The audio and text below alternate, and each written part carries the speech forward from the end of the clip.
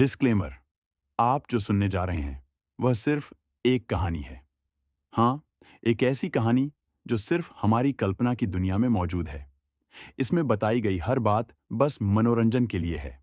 किसी भी धर्म, व्यक्ति या जगह से इसका कोई लेना देना नहीं है। अगर आप ऐसी ही और मजेदार कहानियां सुनना चाहते हैं तो वीआईपी स्टोरीज को सब्सक्राइब करना और इस वीडियो को लाइक करना न भूलें। 21 wifey you are so dangerous. Avni काफी तेज बाइक चला रही थी। तभी उसके बाइक के बगल में एक और बाइक आ गई। अवनी काफी देर से नोटिस कर रही थी कि यह बाइक वाला उसका पीछा कर रहा है।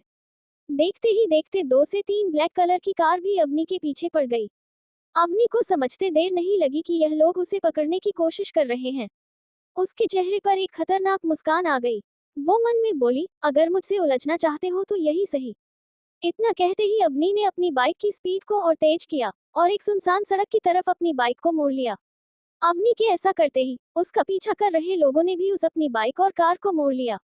कुछ दूर जाकर ही उन लोगों की आंखों के सामने से अवनी ओझल हो गई। जो लड़का बाइक चला रहा था वो गुस्से बोला, ये कहाँ गई, ढूंढो उसे जल्दी। उसके ये कहते ही कार में सवार लोग जल्दी से बाहर निकले और अवनी को ढूंढने लगे। वही अवनी ने अपनी बाइक को झाड़ियों के पीछे छुपा दिया और अब वो एक पेड़ पर चढ़कर इन लोगों को देख रही थी। उसकी आंखें खुशी से चमक रही थी, मानो वह शिकार करने को तैयार हो। जब किसी को भी अवनी नहीं मिली तो एक लड़का जिसने रेड कलर की यूनिफॉर्म पहनी हुई थी, वह अपना सर झुकाकर बाइक पर बैठे लड़के से बोला, 11 बॉस, पता नहीं वह लड़की कहाँ चली गई। इतनी जल्दी उसका गायब होना काफी आश्चर्यजनक है। बाइक पर सवार लड़का, जिसका नाम 11 था, वह एक बहुत ही बड़ा मर्डरर था जो लोगों की सुपारी लेकर उन्हें मारता था। उसने अभी भी हेलमेट पहना हुआ था, इसलिए उसका चेहरा नहीं दिख रहा था। 11 उस आदमी को देखते हुए बोला, हमने मिस्टर विजय से पैसे लिए हैं उस लड़की को मारने के लिए। हम होटल से उसका पीछा कर रहे थे, अब जाकर हमें मौका मिला था। इतनी आसानी से हम ये मौका हाथ से नहीं जाने दे सकते। ढूंढो उसे, यही कही होगी। वही पेड़ पर बैठी अवनी सबको देख रही थी, पर मिस्टर विजय का नाम सुनते ही उसकी वही ऊपर हो गई। शैतानी मुस्कान के साथ वो धीरे से बोली, लगता है इस बुढ़े का दिमाग ठिकाने पर नहीं है, पर कोई बात नहीं, अवनी को लोगों की अकल ठिकाने लगाना बहुत अच्छे से आता है। इतना कहने के बाद उसने अपने वॉच में कुछ किया और उन आदमियों की तरफ निशाना लगाकर एक बटन दबा दिया। बटन दबाते ही एक छोटी सी सिल्वर कलर की सुई वॉच से निकलकर उन आदमियों की बॉडी में चुभ गई और एक एक कर सब जमीन पर गिरने लगे। ये देख 11 की आंखें छोटी हो गई। उसने अपनी खतरनाक नजरों से आसपास देखते हुए कहा, जो कोई भी हो तुमने अच्छा नहीं किया। ये तुम्हें पता नहीं है मैं कौन हूँ और क्या कर सकता हूँ। अवनी जो पेड़ पर बैठी थी, वह अपने गालों पर हाथ रखकर मुस्कुराने लगी। वो इस इंसान को अच्छे से जानती थी। उसने इस आदमी को पिछले जन्म में अच्छे से सबक सिखाया था, लेकिन पिछले जन्म में उसे मारने के लिए 11 को मिस्टी ने भेजा था, पर इस बार कुछ चीजें अलग है। ये सोचते ही वो तुरंत पेड़ से नीचे कूद गई और 11 की तरफ बढ़ने लगी। अवनी को देखते ही 11 की आंखें खतरनाक हो गई। वो पहचान गया कि यह वही लड़की है जिसे मारने का कॉन्ट्रैक्ट उसे मिला था। हालांकि मास्क होने के कारण अभी भी अवनी का चेहरा नहीं दिख रहा था, पर 11 उसे पहचान गया। अवनी उसके सामने खड़ी हो गई और मुस्कुराते हुए बोली, क्या तुम मुझे ढूंढ रहे हो। उसे मुस्कुराता देख 11 चिढ़ गया। वो गुस्से से चिल्लाते हुए अपने आदमियों से बोला, मार दो इसे। उसके ये कहते अवनी हंसने लगी और उसके आदमियों की तरफ इशारा किया, जो जमीन पर पड़े थे। उन्हें देखकर बोली, अफसोस, पर यह सब तो मर चुके हैं, फिर मुझे क्या मारेंगे। चलो एक मौका देती हूँ मैं तुम्हें, चले जाओ यहाँ से, इसके बदले में मैं तुम्हें नुकसान नहीं पाऊंगी। और अवनी की बात को बीच में ही काटते हुए 11 बोला, तुम्हें क्या लगता है मैं डर कर भाग जाऊंगा। इतना कहकर उसने बिना वक्त गवाए अपने एक पैर को हवा में लहराए और अवनी की तरफ वार कर दिया। 11 काफी तेज था, पर अवनी उससे भी ज्यादा तेज थी। उसने तुरंत 11 के पैर को अपने पैरों से ब्लॉक कर दिया और उछलते हुए अपने दूसरे पैर से उसे जोरदार किक मारी। उसकी स्पीड देख 11 थोड़ा हैरान था, क्योंकि एक नॉर्मल इंसान की स्पीड इतनी तेज नहीं हो सकती थी। अवनी की किक से 11 4 कदम पीछे हो गया। उसने अवनी को खतरनाक नजरों से देखते हुए एक खंजर निकाला और उसकी तरफ बढ़ने लगा। ये देख अवनी अपनी जगह से नहीं हिली। वो आलस्य से 11 को देख रही थी। 11 ने उसके सीने पर वार करना चाहा, पर अवनी ने उसकी कलाई को पकड़कर मोड़ दिया। एक चट की आवाज के साथ 11 की कलाई टूट गई। अवनी यही नहीं रुकी, उसने अपने घुटने को मोड़कर 11 के सर पर मार दिया। उसके ये करते ही 11 का दिमाग जैसे ब्लैंक हो गया। वह पीछे हटना चाहता था, पर अवनी ने ऐसा नहीं होने दिया। उसने फिर से अपने घुटने को मोड़कर इस बार उसके पेट पर वार किया। उसने इतनी तेज मारा था कि 11 की सीने की हड्डियां टूट गई, उसके मुंह से खून निकलने लगा। उसे जान से मारने का अवनी का कोई इरादा नहीं था, इसलिए वह 11 से 2 कदम दूर खड़ी हो गई। उसके चेहरे पर इस वक्त कोई भाव नहीं थे। वही अवनी से 50 मीटर की दूरी पर 4 से 5 लोग जो दिखने में बॉडीगार्ड लग रहे थे, वह सब पेड़ के पीछे छुपकर उसका वीडियो बना रहे थे। उनमें से एक बॉडीगार्ड अपना पसीने पोंछकर बोला, हमारी मैडम कितनी खतरनाक है, दिखने में कितनी भोली भाली है, हे भगवान। इतना कहकर वो फिर से अवनी को देखने लगा। वही मित्तल हाउस में अद्विक सोफे पर बैठा हुआ था, अपने फोन में अवनी का वीडियो देख रहा था कि कैसे वो 11 को बेरहमी से मार रही थी। अद्विक थोड़ा हैरान था अवनी के इस रूप को देखकर। वो मन में बोला, कौन हो तुम अवनी? तुम कोई सीधी सादी लड़की तो नहीं हो, मैं पता करके रहूंगा तुम्हारी आइडेंटिटी क्या है।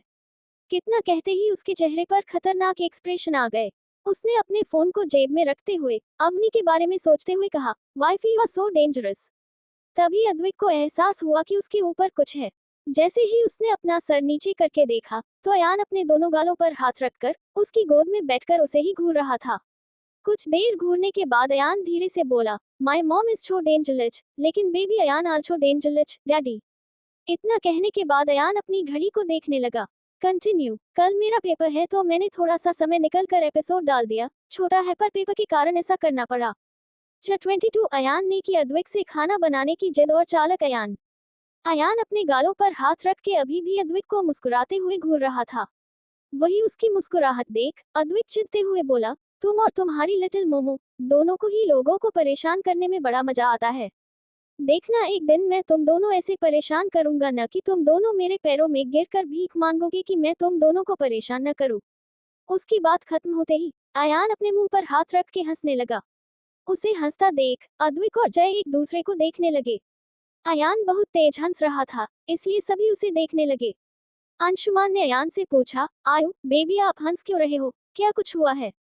अंशुमान का सवाल सुनकर अयान उसकी तरफ देखने लगा। फिर हंसते हुए अद्विक की तरफ इशारा करके बोला, हैंडछम मामू, डैडी ने अभी अभी जोक सुनाया, हा हा हा हा, टीयर्स ऑफ जॉय। इतना कहकर वो अपना पेट पकड़कर फिर से हंसने लगा। सात्विक अपने कमर पर हाथ रख के अद्विक से थोड़े गुस्से में बोला, छोटे, आज तक हमें तो जोक नहीं सुनाया। उसे देखते हुए जय खिसियानी हंसी हंसते हुए बोला, सीनियर बॉस, आप भी न, क्या आपको लगता है कि बॉस ऐसा कुछ करेंगे? जय की बात सुनकर सात्विक, अंशुमन और बाकी सब भी सोच में पड़ गए हैं कि अद्विक ऐसा बिल्कुल भी नहीं है कि वह किसी को जोक सुनाए। जोक छोड़ो, वह तो किसी के सामने मुस्कुराता भी नहीं है। तो फिर भला अयान ने ये क्यों कहा कि अद्विक ने उसे जोक सुनाया है? ये सोचते ही सभी फिर से क्यूरियस होकर अयान को देखने लगे, जो अभी भी हंस रहा था। वही अद्विक काफी गुस्से में अयान को घूर रहा था, जो सबके सामने उसकी इमेज को खराब करने पर तुला था। अद्विक अपने दांत पीसते हुए धीरे से अयान से बोला, ओए पिद्दी, अगर मुंह नहीं बंद रखा ना, तो तुझे मैं कद्दू की तरह काट दूंगा। बेचारे अद्विक ने यही गलती की थी। वही कद्दू का नाम सुनते ही अयान के मुंह से लार लटकने लगी। बिच्छरे ने कितने वक्त से कद्दू नहीं खाया था, पर अयान बहुत चालाक था। वो अद्विक के चेहरे को देखकर समझ गया कि अद्विक उससे गुस्सा है, इसलिए वो कभी भी उसे खाना बनाकर तो नहीं देगा। इसलिए अयान अपनी बातों में चाशनी घोलते हुए अद्विक के चेहरे पर हाथ रखकर प्यार से बोला, डैडी डैडी, आप तो बहुत प्याले हो और हैंडछम भी हो, आप तो मेरी सारी बातें मानते हो ना। इतना करने के बाद अयान अपने गालों को अद्विक के गालों से रगड़ने लगा। उसकी बातों में इतना मीठापन देखकर सात्विक, जय और अद्विक को पूरा यकीन था कि जरूर अयान को कुछ चाहिए, वरना वो कभी भी इतने अच्छे से बात नहीं करेगा। वही मिसेज कपूर कब से अवनी का इंतजार कर रही थी ताकि वो उससे पूछ सके कि क्या सच में अद्विक ने उससे शादी की है, क्योंकि थोड़ी देर पहले लगभग सभी ने अयान की बातों पर विश्वास कर लिया था, लेकिन सात्विक ने उन सब से झूठ बोलकर इस बात को टाल दिया था। पर मिसेस कपूर को उसकी बातों पर विश्वास नहीं हुआ, इसलिए वह अभी भी अवनी का इंतजार कर रही थी कि तभी उन्होंने अयान की बात सुनी, जो अद्विक से कुछ कह रहा था। मिस्टर कपूर और अवनी के मॉम डैड अंशुमन भी अद्विक और अयान को देखने लगे। तभी अयान अपनी प्यारी सी आवाज में अद्विक से बोला, आपके बेबी को भूख लगी है, आप मेरे लिए कचौल और कद्दू की सब्जी बनाओ ना, वह भी टेस्टी टेस्टी। लिटिल मोमो भी आ रही होगी, आप उनके लिए भी बना देना। अयान की ख्वाहिश सुनकर मिस्टर और मिसेस कपूर की आंखें बड़ी हो गई। मिस्टर कपूर मिसेस कपूर से धीरे से बोले, क्या सच में ये गधा कुछ बनाएगा, क्योंकि मैंने कभी इसे गुस्सा और पागलपन के अलावा और कुछ करते नहीं देखा। बेचारा अयान कैसा पागल बाप मिला है उसे।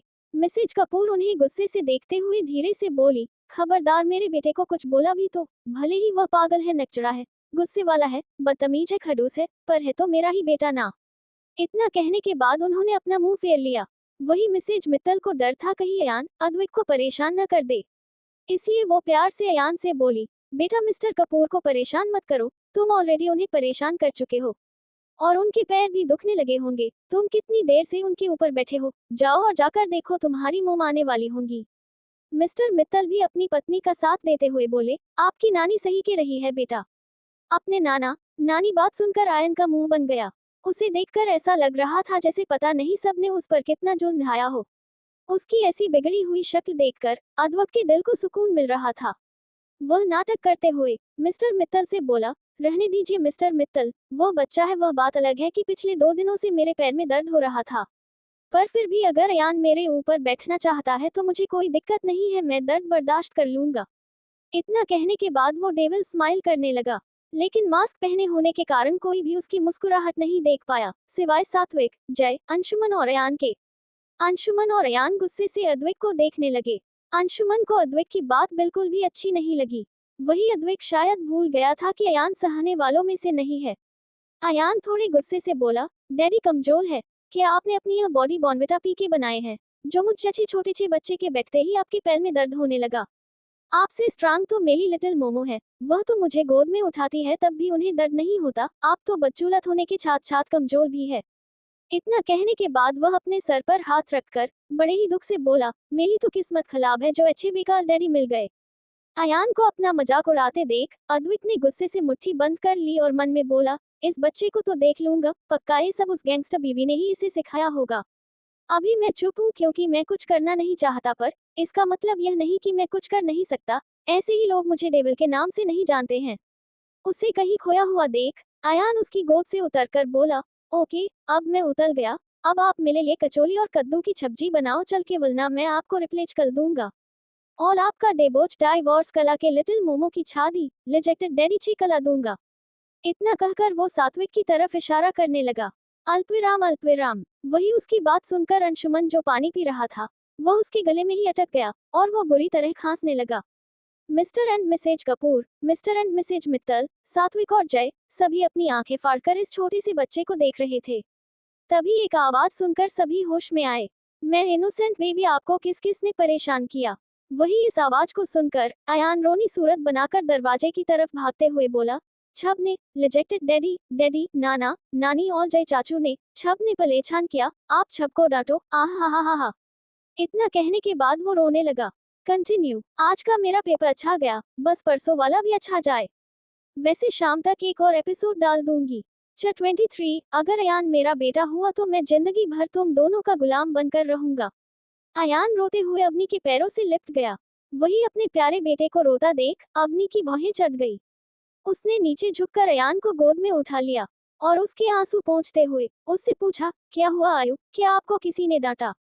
इतना कहकर वो अपनी डरावनी नजरों से हॉल में मौजूद हर एक मेंबर को देखने लगी। उसकी इतनी डरावनी नजरों को देख अद्वैत को छोड़कर हर कोई डर गया। सात्विक और जय की तो हालत खराब हो रही थी, क्योंकि वो लोग ऑलरेडी अवनी का डेंजरस रूप देख चुके थे और अब तो इस छोटे शैतान ने भी उन दोनों को फंसा दिया था। सात्विक अवनी को देखते हुए अपना पसीना पोंछकर मन में बोला, गॉड प्लीज ये शैतान की लिटिल मोमो कुछ ना करे मेरे साथ। वही जय भी मन ही मन घबराते हुए बोला, हे भगवान प्लीज लिटिल मोमो मेरे साथ कुछ ना करें। इतना कहकर वो रोनी सूरत बनाकर ऊपर की तरफ देखने लगा। वही Mr and Mrs Kapoor, Mr and Mrs Mittal Avni की डेंजरस नजरों को देखकर हैरान हो गए, क्योंकि उन्होंने अभी तक अवनी को सिर्फ भोले भाले रूप में ही देखा था। मिस्टर कपूर अद्वैत को देखकर मन में बोले, काश अवनी एक तेज लड़की हो तो मजा आ जाएगा, फिर तो रोज घर में अद्वैत की बैंड बजाते देख मजा ही आएगा, बेवकूफ कहीं का, मुझे मेरी बीवी के साथ घूमने जाने भी नहीं देता हो। इतना कहकर वो अपना मुंह बनाने लगे। तभी अद्वैत को छींक आ गई। वो तुरंत अपने डैड को देखने लगा और मन में बोला, इनके अलावा और कोई नहीं हो सकता जो मुझे कोसे, पता नहीं इनकी मुझसे क्या दुश्मनी है, पर अब तो लगता है इनकी गैंग में 2 और मेंबर शामिल हो गए हैं। इतना कहकर वह अवनी और अयान को देखने लगा। अपनी अयान को लेकर अंदर आई और पहले उसने सात्विक, जय को देखा, फिर अपने मॉम, डैड को देखते हुए बोली, आखिर ऐसा क्या हुआ है कि आयु रोने लगा। उसकी आवाज थोड़ी सर्द थी, जिसे सुनकर मिस्टर एंड मिसेस मित्तल एक दूसरे को देखने लगे। फिर मिस्टर मित्तल थोड़ा हकलाते हुए बोले, वह अवनी वो अयान को हमने वो उसे डांटा नहीं है। अपने हस्बैंड का साथ देते हुए मिसेज मित्तल भी हकलाकर बोली, हाँ अवनी, वह तो मिस्टर कपूर के पैर में दर्द हो रहा था और अयान काफी देर से उनके ऊपर बैठा था, तो हमने बस उसे नीचे उतरने को कहा। इतना कहने के बाद वह चुप हो गई। वहीं उनकी बात सुनकर अवनी की आंखें छोटी हो गई। वो अद्वैत की तरफ देखते हुए मुंह बनाकर बोली, आदू डार्लिंग, क्या आप अपने बेटे तक को नहीं संभाल सकते हैं? अगर ऐसा ही चलता रहा तो आप एक अच्छे पिता कैसे बनेंगे? इतना कहने के बाद वो गुस्से से अद्वैत को देखने लगी। उसके मुंह से अद्वैत के लिए आदू डार्लिंग सुनकर सब शॉक हो गए। मिस्टर कपूर के हाथ से तो उनका फोन छूट कर जमीन पर गिर गया। जय और सात्विक जो सोफे के पास खड़े थे, वह धड़ाम से जमीन पर गिर पड़े। मिस्टर और मिसेज मित्तल को तो कुछ समझ ही नहीं आ रहा था कि वो क्या बोले। यहाँ तक कि खुद अद्वैत भी थोड़ा हैरान था, पर वो थोड़ा शर्मा गया था। उसके कान थोड़े थोड़े लाल पड़ गए थे, क्योंकि पहली बार किसी ने उसे डार्लिंग कहा था। पर वो ज्यादा शॉक नहीं हुआ, क्योंकि उसे पता है कि ये दोनों माँ बेटे कभी भी कुछ भी कर और बोल सकते हैं। अद्वैत ने खुद को संभाला, फिर अपनी जगह पर खड़ा हुआ और बड़े ही एटीट्यूड के साथ अपने पॉकेट में हाथ डालते हुए बोला, पहली बात यह मेरा बेटा नहीं है और दूसरी बात मुझे इसका ध्यान रखने की जरूरत नहीं है। इतना कहकर वो वहां से जाने लगा, तो अवनी ने तुरंत उसका हाथ पकड़ कर कहा, अगर मैं ये साबित कर दूं कि ये तुम्हारा ही बेटा है, तो तुम क्या करोगे? इतना कहने के बाद सिर्फ अवनी ही नहीं, अयान के चेहरे पर भी शैतानी एक्सप्रेशन आ गए। वही अवनी की बात सुनकर अद्वैत मन ही मन डेविल स्माइल करने लगा। वो खुद से ही बोला, क्या बकवास है, अयान मेरा बेटा हो ही नहीं सकता, भले ही हमारी शक्ल मिलती है पर यह नॉर्मल बात है। बस यही सब सोचते हुए अद्वैत बड़े ही घमंड से अवनी से बोला, अगर यह मेरा बेटा हुआ तो मैं जिंदगी भर तुम दोनों का गुलाम बनकर रहूंगा, तुम दोनों जो कहोगे मैं वो करूंगा। उसकी बात सुनकर अयान जो अभी तक रो रहा था, वो अपनी आंखों में चमक लिए बोला, सच्ची में डैडी, फिर तो छबछे पहले मिली कद्दू की सब्जी और कचौली बनाना, नहीं नहीं लोज बनाना। इतना कहकर वो अपने डेंटी दिखाने लगा। अद्वैत ने उसे इग्नोर किया और अवनी का मजाक उड़ाते हुए बोला, तो चलो अब साबित करके दिखाओ डेंजरस एंड गैंगस्टर मोमो। अद्वैत के घमंड भरे चेहरे को कुछ देर तक अवनी देखती रही, फिर अपनी जेब से एक कागज निकालकर उसके हाथों पर रख दिया और आराम से जाकर सोफे पर बैठते हुए अयान के बालों में हाथ फेरकर बोली, आयु, तुमने सुना ना, तुम्हारे डैडी आज से तुम्हारे गुलाम बनकर रहेंगे, तुम जो चाहे उससे करवा सकते हो। अयान ये सुनकर खुश होकर बोला, यस लिटिल मोमो, अपन लोगों की तो लॉटरी लग गई, अपन दोनों मालिक और डैडी नौकर। वही उन दोनों की बात सुनकर बाकी सब फिर से शॉक हो गए, पर मिस्टर कपूर काफी ज्यादा खुश थे। वो खुद से ही बोले, हाय मेरा बेटा गुलाम बनेगा, जिंदगी भर इसने मुझ पर राज किया है, अब इसका बेटा भी यही करेगा, नालायक कहीं का। मिस्टर कपूर की सोच के उलट मिसेज कपूर मन में बोली, मेरी बहू कितनी टैलेंटेड है और डेंजरस भी, अब कोई भी मुझे परेशान करेगा तो मैं इसे अपने साथ लेकर जाऊंगी और उस इंसान को अच्छा सबक सिखाएगी। वही अंशुमन मन में बोला, सच में मेरी बहन ने क्या काम किया है, मैं बहुत खुश हूँ। वही मिस्टी जो सीढ़ियों से नीचे आ रही थी, भले ही अद्वैत ने मास्क लगाया था, पर वो उसे देखते ही मोहित हो गई। उसने खुशी से नीचे उतरते हुए मिसेज मित्तल से पूछा, बड़ी मॉम, ये लड़का कौन है? मिस्टर मित्तल उसे जवाब देते हुए बोले, ये अद्वैत कपूर है।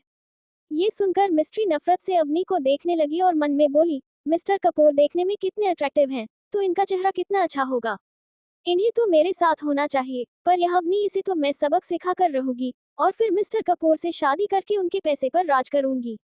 मिस्टी ये सब सोचकर ही खुश हो रही थी कि तभी अवनी की सर्द आवाज उसके कानों में पड़ी, जो सपना कभी पूरा नहीं हो सकता, उसके बारे में नहीं सोचना चाहिए मिस्टी। वही मिस्टी अवनी की आवाज सुनकर डर गई। वो सोचने लगी कि उसके मन की बात अवनी को कैसे पता चली। तभी अद्वैत जोर से चिल्लाते हुए बोला, इम्पॉसिबल है, सब झूठ है।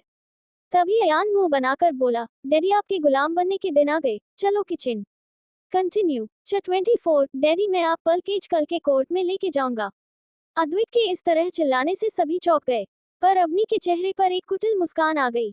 वह मन में बोली, अवनी मित्तल कोई ऐसी वैसी चीज नहीं है जिसे कोई भी चैलेंज कर दे, बेशक होगे तुम देवल पर मुझसे बड़े नहीं। इतना कहने के बाद वह अयान के बालों को सहलाने लगी। वही मिस्टर मित्तल ने कंफ्यूज होकर अद्वैत से पूछा, क्या हुआ बेटा, क्या कोई प्रॉब्लम है, क्या है इस रिपोर्ट में? मिस्टर कपूर ने भी क्यूरियस होकर पूछा, क्या है इस रिपोर्ट में? एक मिनट, कहीं तुम्हारे गुलाम बनने का कॉन्ट्रैक्ट तो नहीं है जो तुमने धोखे से साइन कर दिया हो? अगर ऐसी बात है तो कोई बात नहीं बेटा, तुम इन दोनों के गुलाम बन के सकते हो, मुझे कोई दिक्कत नहीं है। मैं तब भी तुम्हारा डर रहूंगा और तुम्हारी ख्वाहिशों को भी पूरा करूंगा। उनकी बात सुनकर अद्विक उन्हें गुस्से से घूरने लगा। तो मिसेज कपूर अपने हस्बैंड को कोहली मारते हुए चुप करा कर बोली, अरे चुप रहिए जी, पहले पूछ लीजिए हुआ क्या है। इतना कहने के बाद वो अद्विक को देखते हुए एक्साइटेड होकर बोली, बेटा क्या लिखा है उसमें, एक मिनट कही। ये तुम्हारा और अवनी का मैरिज सर्टिफिकेट तो नहीं है? क्या सच में तुमने शादी कर ली? मैं कितनी एक्साइटेड हूँ अब से। मुझे जब भी कोई प्रॉब्लम होगी या कोई परेशान करेगा तो मैं हमेशा अपनी बहू को अपने साथ लेकर जाऊंगी। अब से अद्विक मैं तुम्हें परेशान नहीं करूंगी। तुम्हें जो करना है आराम से करो, मेरी तरफ से तुम एकदम फ्री हो। और अगर तुम घर छोड़कर भी जाना चाहते हो तो मुझे कोई दिक्कत नहीं है, तुम आराम से जा सकते हो। इतना कहकर वो जाकर अवनी के पास बैठ गई और उसे अपनी चमकती आंखों से देखने लगी, जैसे पता नहीं उन्हें कौन सा कोहिनूर मिल गया हो। वही अयान मिसेस कपूर की गोद में बैठकर अपनी मीठी सी आवाज में बोला, यस ब्यूटीफुल दादी, आप बिल्कुल सही कह रही हो। मेरी लिटिल मोमो हल पलेछानी को छुट्टियों में खत्म कर देती है। आप लिटिल मोमो को अपनी पलेछानी बता सकते हो। वैसे भी डैडी किसी काम के नहीं है, उन्हें गुच्छे के अलावा कुछ भी नहीं आता, वो यूजलेस है। इतना कहकर वो अपना मुंह बनाने लगा। वही मिसेस कपूर और अयान की बातें सुनकर सभी अपनी आंखें फाड़े उन दोनों को ही देख रहे थे। मिस्टर मित्तल मिसेस कपूर से बोल, मिसेस कपूर, अवनी एक भोली भाली बच्ची है, भला वह आपकी कैसी मदद करेगी? आप खुद इतने बड़े बिजनेसमैन मिस्टर अद्वैत की माँ है, आपकी हर प्रॉब्लम तो ऐसे ही चुटकियों में सॉल्व हो जाएगी। उनकी बात सुनकर मिसेस कपूर अजीब सा मुंह बनाकर अद्वैत को देखने लगी। फिर अवनी का हाथ पकड़कर उनसे बोली, मेरा बेटा किसी काम का नहीं है, उसे केवल गुस्सा करना ही आता है। मेरी एक प्रॉब्लम थी जिसे मैंने उसे बताया था, तो उसने अपने असिस्टेंट को भेज दिया पर खुद नहीं आया। इससे अच्छा तो इसका असिस्टेंट है, कम से कम मेरे बुलाते ही चला तो आता है। पर अब मुझे इस नालायक बेटे की जरूरत नहीं, अब मेरी प्यारी बहू जो आ गई है। इतना कहने के बाद उन्होंने अपना सर अवनी के कंधे पर रख लिया। वही अवनी बिना किसी भाव के उन्हें देख रही थी, पर उसने कुछ नहीं कहा, क्योंकि वह पिछले जन्म में मिसेज कपूर का नेचर देख चुकी थी कि वह बहुत ही सुलझी हुई और प्यारी लेडी है। वही सात्विक और जय जाकर अद्वैत के अगल बगल खड़े होकर रिपोर्ट पढ़ने लगे। रिपोर्ट को पढ़कर उनकी भी आंखें हैरानी से बड़ी हो गई। जय हकलाते हुए बोला, बॉस ये छोटा शैतान तो आपका ही का बेटा है, तभी मैं सोचूं इसकी शक्ल आपसे इतनी क्यों मिलती है। आप कुछ नहीं हो सकता बॉस, आपकी फूटी किस्मत। इतना कहकर वो बड़े ही अफसोस में अपना सरना में हिलाने लगा। सात्विक भी निराश होकर अद्वैत को देखकर बोला, क्यों भाई, कम से कम जबान खोलने से पहले सोच तो लेते कि बोल क्या रहे हो। मैंने कभी नहीं सोचा था यह माँ बेटे तुम्हें ऐसे अपना गुलाम बना लेंगे, वो भी बिना किसी मेहनत के। यकीन नहीं हो रहा जिससे पूरी दुनिया डरती है, जो बहुत ही सोच समझकर हर डील साइन करता है। उसने आज जल्दबाजी में खुद को एक डेंजरस लिटिल मोमो का गुलाम बना लिया है। उन दोनों की बात सुनकर अद्वैत को चिढ़ होने लगी। एक तो ऑलरेडी वो सदमे में था, ऊपर से उसका असिस्टेंट और उसका भाई उसका साथ देने के बजाय उसे और गुस्सा दिला रहे थे। अद्वैत कुछ सोचकर अपने दांत पीसते हुए सात्विक से बोला, ये झूठ है, ऐसा हो ही नहीं सकता, किसी भी कीमत पर नहीं। सात्विक को अद्वैत की बातों पर यकीन नहीं हो रहा था। वो मुस्कुराते हुए अद्वैत देखने लगा, फिर अपना कंधा धीरे से उसके कंधे पर मारते हुए बोला, ओह छोटे भाई, वैसे काफी अच्छे से तूने ये राज छुपाया। अब बता तू अवनी से कब मिला था? और तो और तूने उसे प्रेग्नेंट भी किया। ओह फिर तो मजे किए होंगे तूने, और यहाँ ब्रह्मचर्य बनके घूमा करता है। सात्विक की बात सुनते ही अद्वैत गुस्से से उसे देखा लगा। तभी मिस्टी परेशान होने का नाटक करते हुए अद्वैत से बोली, आपके हाथ में जो है उसमें क्या लिखा है, प्लीज बताए ना। मिस्टी हो काफी घबराहट हो रही थी कि कहीं इस लिफाफे में अद्वैत और अवनी का मैरिज सर्टिफिकेट तो नहीं है, वरना वो अद्वैत को कैसे अपना बनाएगी। वही अद्वैत ने उस पर कोई ध्यान नहीं दिया और गुस्से से अवनी और अयान को देखते हुए बोला, ये सब क्या है, मुझे पता है यह नकली है, ऐसा हो ही नहीं सकता। उसके बाद का जवाब देते हुए अयान बोला, डैडी इतने आलसी मत बनिए, चुपचाप मेरे छात किचन में चलिए, कब से देख रहा हूँ, केवल भाव ही खाए जा रहे हैं आप, कंजूस कहीं के। इतना कहने के बाद वो अवनी की गोद से उतरा और जाकर अद्वैत का हाथ पकड़कर किचन की तरफ खींचने लगा। अद्वैत उससे अपना हाथ छुड़वाते हुए बोला, छोड़ो मेरा हाथ, और मैं नहीं मानता इस शर्त को, और न ही मैं तुम सबका गुलाम बनने वाला हूँ, समझे। उसके ये कहते ही अयान गुस्सा हो गया और अपनी आंखें छोटी करके गुस्से से बोला, ये तो गलत बात है, आपने हम सच ही कहा था गुलाम बनोगे, अगर आप नहीं बने तो मैं कोर्ट जाऊंगा इंसाफ मांगने। उसकी बात सुनकर अद्वैत का मुंह खुला रह गया। वो सोच रहा था कि एक छोटे से बच्चे को भला कोर्ट के बारे में कैसे पता, क्या ये बच्चा भी है। अद्वैत कभी सोच ही रहा था कि तभी अवनी उसे बोली, आदू डार्लिंग, ये मेरा बेटा है, उसे हर चीज पता है, इसलिए ज्यादा मत सोचिए और अयान के साथ किचन में जाए। वह तो आपकी किस्मत अच्छी है कि मैं आपसे कुछ और नहीं करा रही। अद्विक कुछ बोलता उससे पहले ही मिस्टी उसकी साइड लेते हुए अवनी से बोली, अवनी यह क्या बदतमीजी है, तुम ये कैसे बात कर रही हो मिस्टर कपूर से। अवनी अपनी डरावनी नजरों से मिस्टी को देखते हुए स्माइल करके बोली, शी इज माई हस्बैंड, तो मैं इससे चाहे जैसे भी बात कर सकती हूँ, तुमसे मतलब। इतना कहने के बाद अवनी आलस से मिस्टी को देखने लगी। तभी मिस्टी को रियलाइज हुआ कि वो अवनी पर सबके सामने नहीं चिल्ला सकती है, वरना उसकी इमेज खराब हो जाएगी। इसलिए मिस्टी मासूम बनने का नाटक करते हुए बोली, अवनी तुम मेरा गलत मतलब निकाल रही हो मेरे कहने का। इतना कहते कहते मिस्टी रुक गई। तभी उसे ध्यान आया कि अभी अभी अवनी ने क्या कहा है, कि अद्विक उसका हस्बैंड है। उसने शौक होकर हकलाते हुए कहा, क्या कहा तुमने मिस्टर कपूर तुम्हारे हस्बैंड है, तुमने शादी कब की है, कहाँ की, और तुमने किसी को बताया क्यों नहीं। अवनी मिस्टी को कुछ बताना जरूरी समझती थी, इसलिए उसने उसे कुछ नहीं बताया और मिस्टी को वार्निंग देते हुए बोली, बेहतर होगा तुम मेरे मामलों से दूर ही रहो, वरना मुझे नहीं पता मैं क्या करूंगी। उसकी धमकी सुनकर मिस्टी डर गई, पर फिर वो मिस्टर मित्तल की तरफ देखते हुए बोली, बड़े पापा देखिए अवनी क्या कह रही है, वह मुझसे किस तरह से बात कर रही है, मुझे बहुत बुरा लग रहा है। इतना कहने के बाद वो दुखी होने का नाटक करने लगी। ये देख मिसेज मित्तल अवनी से बोली, ये सब क्या है अवनी, तुम मिस्टी से कैसे बात कर रही हो, और तू। इतना कहते कहते मिसेज मित्तल रुक गई, क्योंकि अवनी घूर के उन्हें देखने लगी। पता नहीं ऐसा क्या था कि मिसेज मित्तल अवनी की आंखें देखकर डर गई, कि उनके आगे कुछ बोलने की हिम्मत ही नहीं हुई। वही अवनी ने अचानक ही अपने तेवर बदल दिए। वो सेड फेस बनाकर अंशुमन को देखते हुए बोली, भाई क्या मैंने कुछ गलत किया है, मैं मेरे हस्बैंड से बात कर रही हूँ तो मिस्टी बीच में क्यों बोल रही है। क्या यह मेरा और अद्विक का मामला नहीं है, और देखिए न डैड और मॉम भी मुझे ही दोष दे रहे हैं। इतना कहने के बाद वो ऐसे एक्टिंग करने लगी जैसे उस पर बहुत ही अत्याचार हुआ हो। वही अंशुमन तो पहले से ही मिस्टी को नहीं पसंद करता था। वो गुस्से में मिस्टी से बोला, अवनी से दूर रहो, और अगली बार से अगर तुमने कुछ भी उल्टा सीधा कहा तो मुझसे बुरा कोई नहीं होगा, अब जाओ अपने रूम में। मिस्टी गुस्से से अंशुमन और अवनीत को देखते हुए मन में बोली, इन दोनों को तो मैं देख लूंगी, पर मुझे अभी यहाँ से जाना होगा। ये सोचते ही मिष्टी गुस्से से अपने रूम में चली गई और धड़ाम से रूम का दरवाजे बंद करके उसने बेड पर पड़ा फोन उठाया और हर्ष को फोन करके गुस्से से बोली, हर्ष उन माँ बेटे ने मेरा जीना हराम कर दिया है, प्लीज कुछ करो वरना वो मुझे मार देंगे। वही फोन के दूसरी तरफ से हर्ष उसकी बात सुनकर चौंक गया। फिर गुस्से से बोला, ठीक है उन दोनों की तस्वीर भेजो, मैं कल ही उनका काम तमाम कर दूंगा। इतना कहकर उसने फोन काट दिया। वही मिस्टी डेविल स्माइल करके बोली, अब देखती हूँ तुम दोनों कैसे बचते हो। वही नीचे मिस्टर एंड मिसेज मित्तल चुपचाप बैठे थे, उनकी हिम्मत नहीं हो रही थी कि वो अवनी से शादी के बारे में पूछ सके। वही इसके उलट मिस्टर एंड मिसेज कपूर को कोई फर्क नहीं पड़ा, उन्हें तो बस उनकी बहू मिल गई थी जो उन्हें चाहिए थी। वही अयान ने जब देखा अद्विक अपनी जगह से नहीं हिल रहा है, तो वो मुंह बनाकर बोला, डैडी मेरे पेट के अंदर जो चूहे हैं वह मेरा दिल, किडनी और लीवर छप खा जाएंगे, फिर मिला क्या होगा, चलिए कचौली और खाना बनाए। अयान की बात सुनकर मिसेज कपूर गुस्से से अद्विक कर देखते हुए बोली, अद्विक मैंने अवनी को अपनी बहू मान लिया है, अच्छा होगा अगर तुम भी अयान को एक्सेप्ट कर लो। अब जाओ जाकर वो जो कह रहा है वो बना दो, और सिर्फ तुम ही क्यों। इतना कहने के बाद उन्होंने सात्विक और जय की तरफ इशारा करके कहा, तुम दोनों भी जाओ और मेरा पोता जो कह रहा है वह बनाओ। मिसेस कपूर ने ये सब इतने गुस्से में कहा था कि सात्विक और जैतून किचन में पहुंच गए। ये देखा अयान ताली बजाकर हंसते हुए बोला, ग्रेट दादी आप तो कमाल की हो, छब की अकल ठिकाने लगा देती हो, पर आप डैडी को छोड़ दो, उनके लिए तो मैं और मोमो ही काफी है। इतना कहकर वो अद्विक को देखने लगा। वही न चाहते हुए भी अद्विक को अयान के साथ किचन में जाना पड़ा। किचन में पहुंचते ही उसने सबसे पहले आपने एक भरोसेमंद आदमी को फोन करके ऑर्डर दिया, अभी और इसी वक्त अपना सारा काम छोड़कर मेरे पास आओ। नहीं नहीं, एक काम करो, मैं जो कह रहा हूँ उसके बारे में इन्वेस्टिगेशन करके मुझे बताओ, ओके।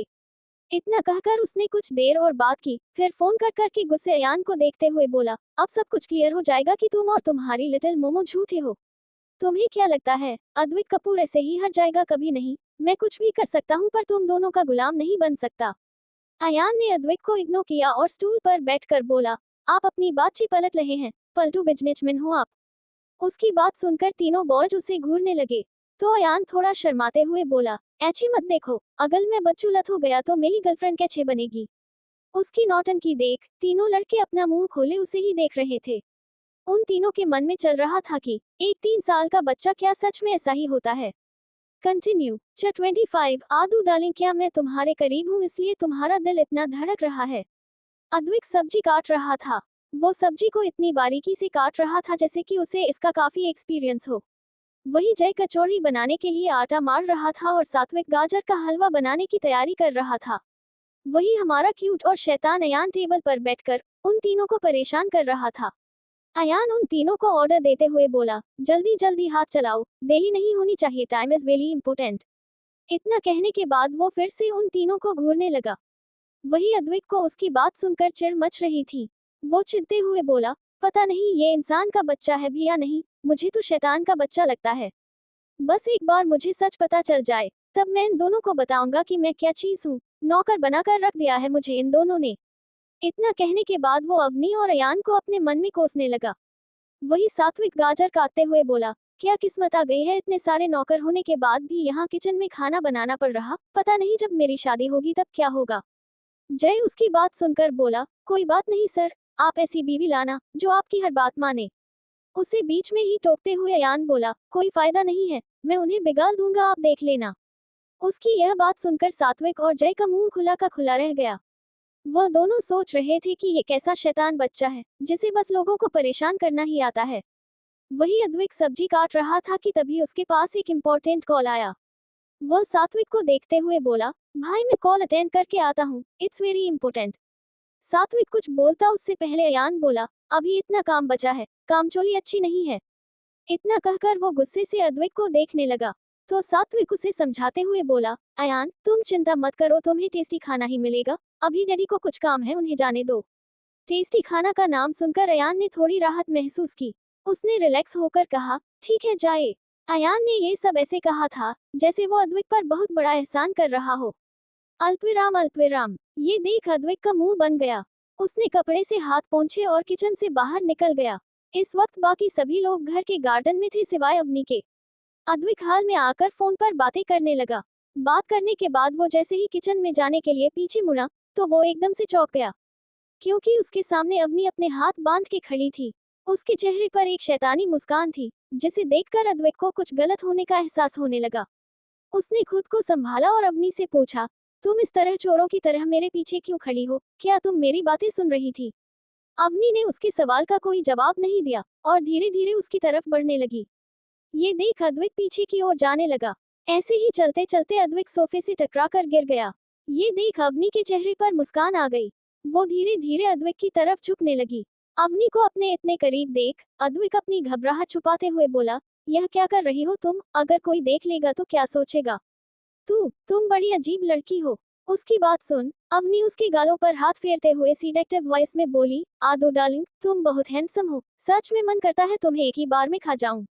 अवनी की फ्लटी बातों को सुनकर अद्विक को समझ नहीं आ रहा था कि वह कैसे रिएक्ट करे, मगर अवनी के मुंह से फिर से डार्लिंग सुनकर उसके कान जरूर लाल हो गए थे।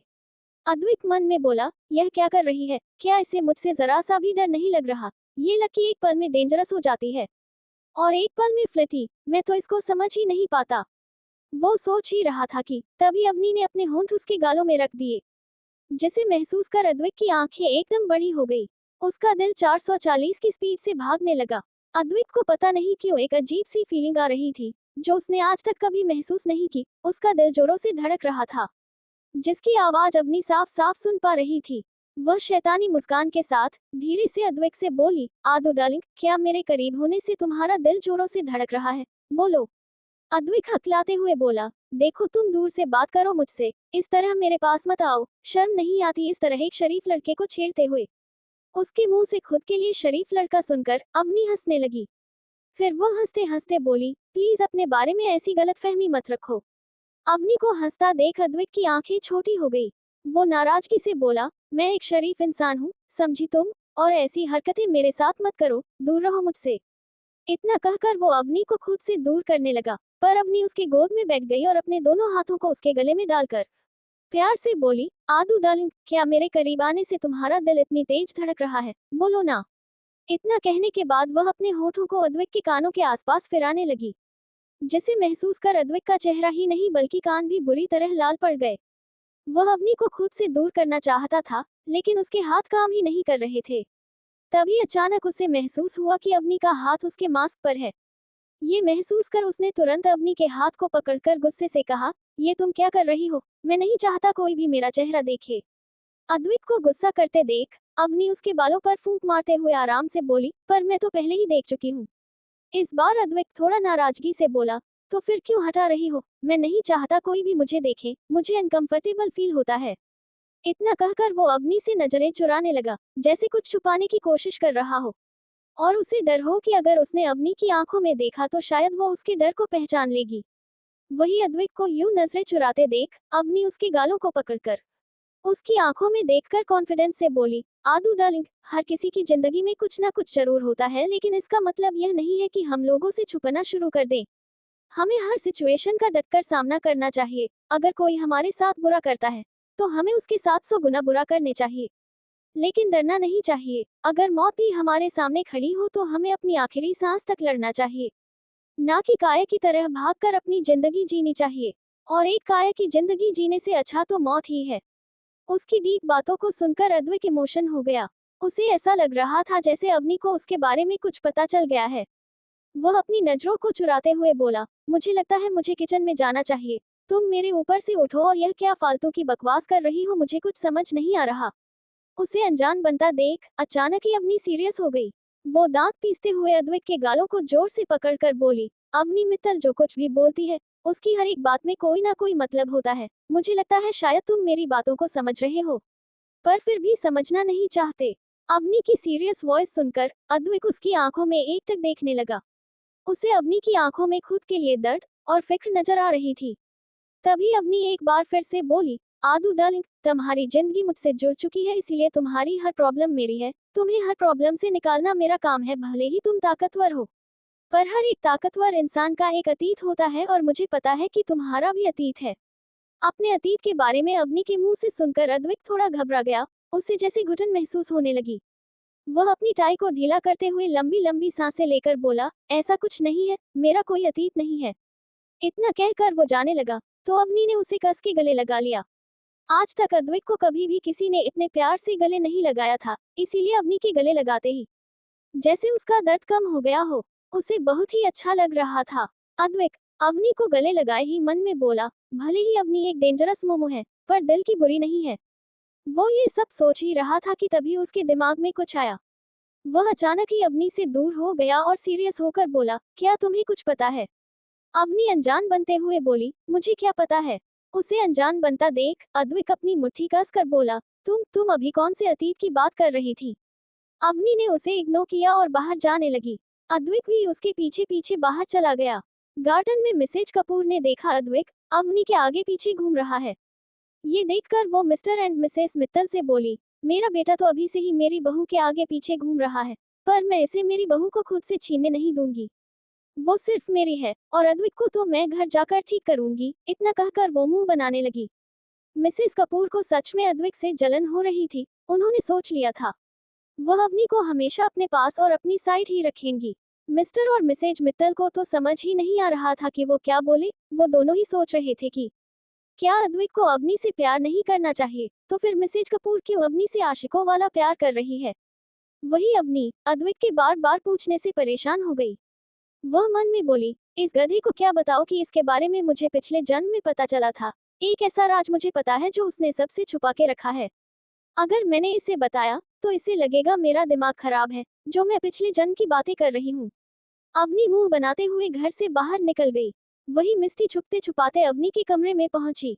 उसने कुछ देर तक पूरे कमरे की तलाशी ली, फिर अपना डायमंड का ब्रेसलेट अवनी की अलमारी में रखते हुए कहा, अवनी देखना मैं तुम्हें सबकी नजरों में कैसे गिरा दूं।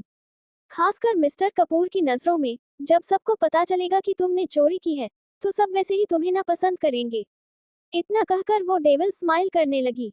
उसने फिर अपनी डायमंड की अंगूठी निकाली और उसे कोने में गद्दे के नीचे छुपा दिया और जल्दी रूम से निकल गई। फिर उसने हर्ष को कॉल करके कहा, हर्ष मेरी बात सुनो, मैं चाहती हूँ तुम कुछ लड़कों को तैयार करके उन्हें घर लाओ और उनसे कहो कि वह सबके सामने अवनी के बॉयफ्रेंड होने का दावा करें, जिसके साथ उसने कई रातें गुजारी है।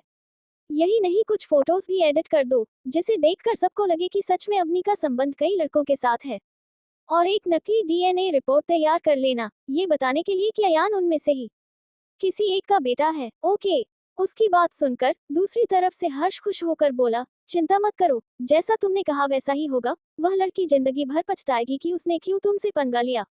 इतना कहकर हर्ष ने फोन काट दिया। अल्पविराम अल्पविराम अल्पविराम। वही अवनी मित्तल हाउस से बाहर निकल गई।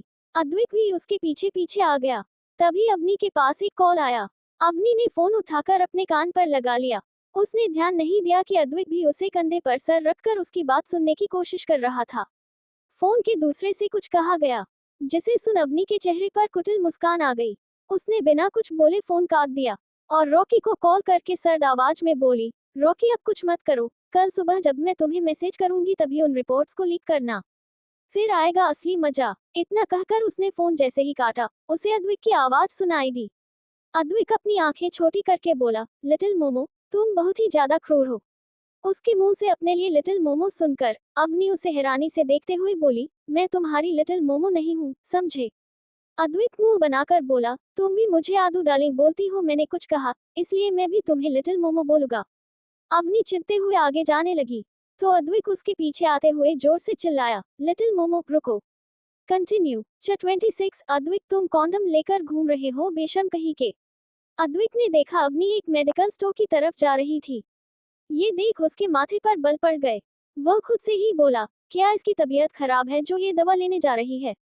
ये सोचते ही वह भागते हुए गया और अवनी के आगे खड़ा हो गया।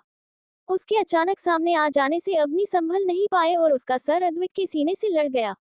वो अपने माथे को सहलाते हुए गुस्से से अद्विक को देखते हुए बोली, अब क्या है, सामने से हटो मेरे। पर अद्विक नहीं हटा। उसने चिंता जताते हुए अवनी से पूछा, क्या तुम्हारे पेट में दर्द हो रहा है या सर में दर्द हो रहा है या तुम्हें बुखार है। उसकी बात सुनकर अवनी को लगा अद्विक पागल हो गया है। उसने कंफ्यूज होकर अद्विक से पूछा, तुम क्या बोल रहे हो, मुझे कुछ समझ नहीं आ रहा है। तो अद्विक उसे मेडिकल शॉप की तरफ इशारा करके बोला, तुम वहीं जा रही हो ना, क्या तुम्हें कुछ हुआ है जो तुम वहां जा रही हो। अवनी ने मेडिकल शॉप की तरफ देखा जहां पर एक यंग लड़का खड़ा था। उसको देखकर अवनी की आंखें छोटी हो गई, क्योंकि इस लड़के को उसने पिछले जन्म में देखा था। यह मिस्टी का दोस्त है, जिसने पिछले जन्म में उसे बहुत नीचा दिखाया था और मिस्टी से उसकी खूब बुराई करता था। अचानक ही अवनी के चेहरे पर खतरनाक स्माइल आ गई। फिर वो अपनी स्माइल को छुपाकर अद्विक की तरफ देखते हुए बोली, हाँ सही कहा तुमने, मुझे किसी चीज की जरूरत है इसलिए मैं मेडिकल शॉप जा रही थी। लेकिन अब मेरे पैर में बहुत दर्द हो रहा है, मुझे नहीं लगता कि मैं वहां तक जा पाऊंगी, क्या प्लीज तुम ले आओगे। असल में अवनी मेडिकल शॉप जा ही नहीं रही थी, वो तो बस घूमने के लिए निकली थी। वही अद्विक बेचारा इतना चालाक होकर भी अवनी को नहीं समझ पाया। उसे लगा सच में अवनी की तबीयत खराब है, इसलिए वो तुरंत मान गया।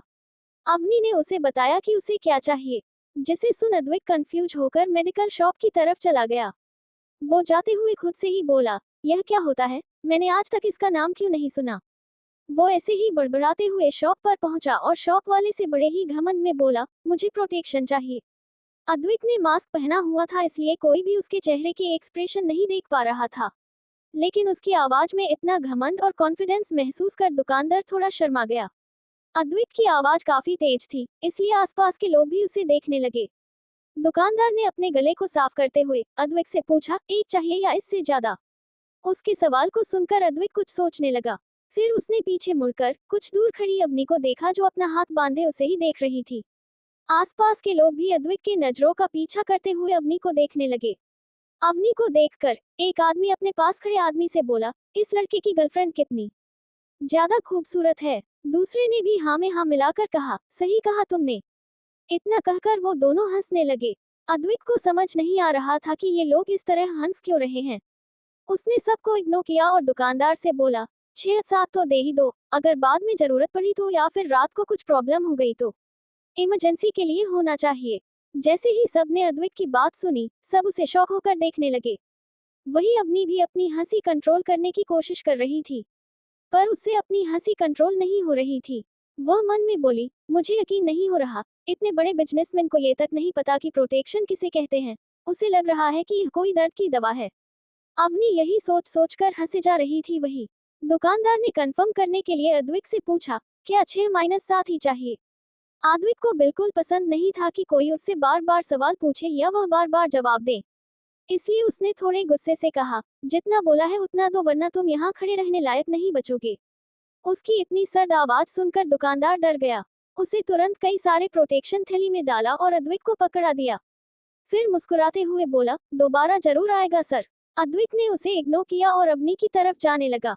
पर उसने महसूस किया कि आसपास सब उसे मुस्कुराते हुए घूर रहे थे। वही मिस्टी का जो दोस्त वही खड़ा था।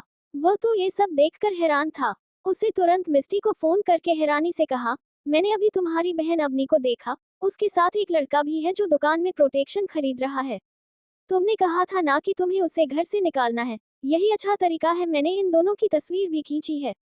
तुम इसे पूरे घर वालों को दिखाकर बता सकती हो कि तुम्हारी बहन का इस लड़के के साथ अफेयर चल रहा है और ये दोनों कई बार साथ सो चुके हैं। फिर देखना कैसे सब घर वाले ऐसे घर से निकलते। वही मिस्टी, जो इस बात से अनजान थी कि वह लड़का जो प्रोटेक्शन खरीद रहा था वह कोई और नहीं बल्कि अद्विक था। उसने अपने दोस्त से अपनी खुशी को दबाते हुए कहा, लकी, क्या सच में ऐसा है? तो उन दोनों की फोटो अपने पास रखना और कल सुबह जब मैं मांगूंगी तब मुझे देना।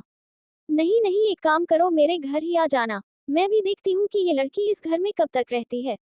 इतना कहकर उसने फोन काट दिया। वही अद्विक बड़े ही एटीट्यूड के साथ अवनी के सामने खड़ा हो गया और उसे थैली पकड़ाते हुए बोला, ये लो, तुम्हें जो चाहिए मैं ले आया। पर अवनी ने थैली नहीं ली और वह अपनी शरारती नजरों से एकटक अद्विक देख रही थी।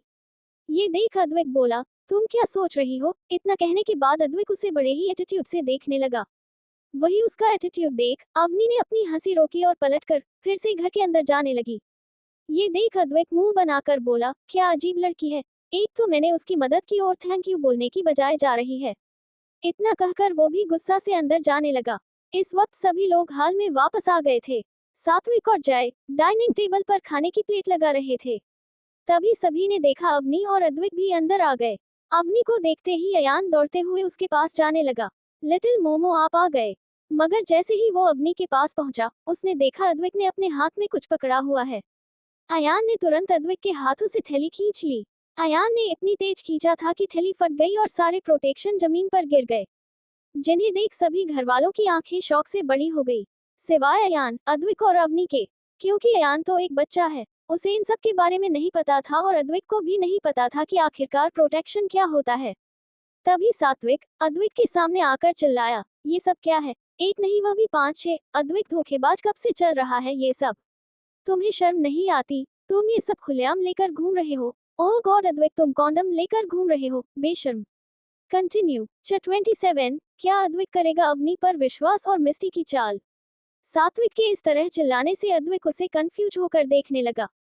तभी मिसेज कपूर गुस्से से अद्विक से बोली, आदि, ये सब क्या है? तुम्हें शर्म नहीं आती यह सब करते हुए?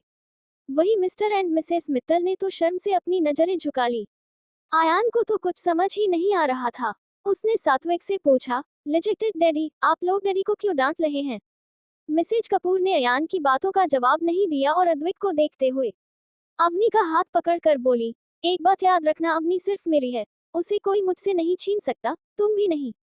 इसलिए उससे दूर ही रहना। बड़े आए मेरी बहू को मुझसे छीनने वाले हो।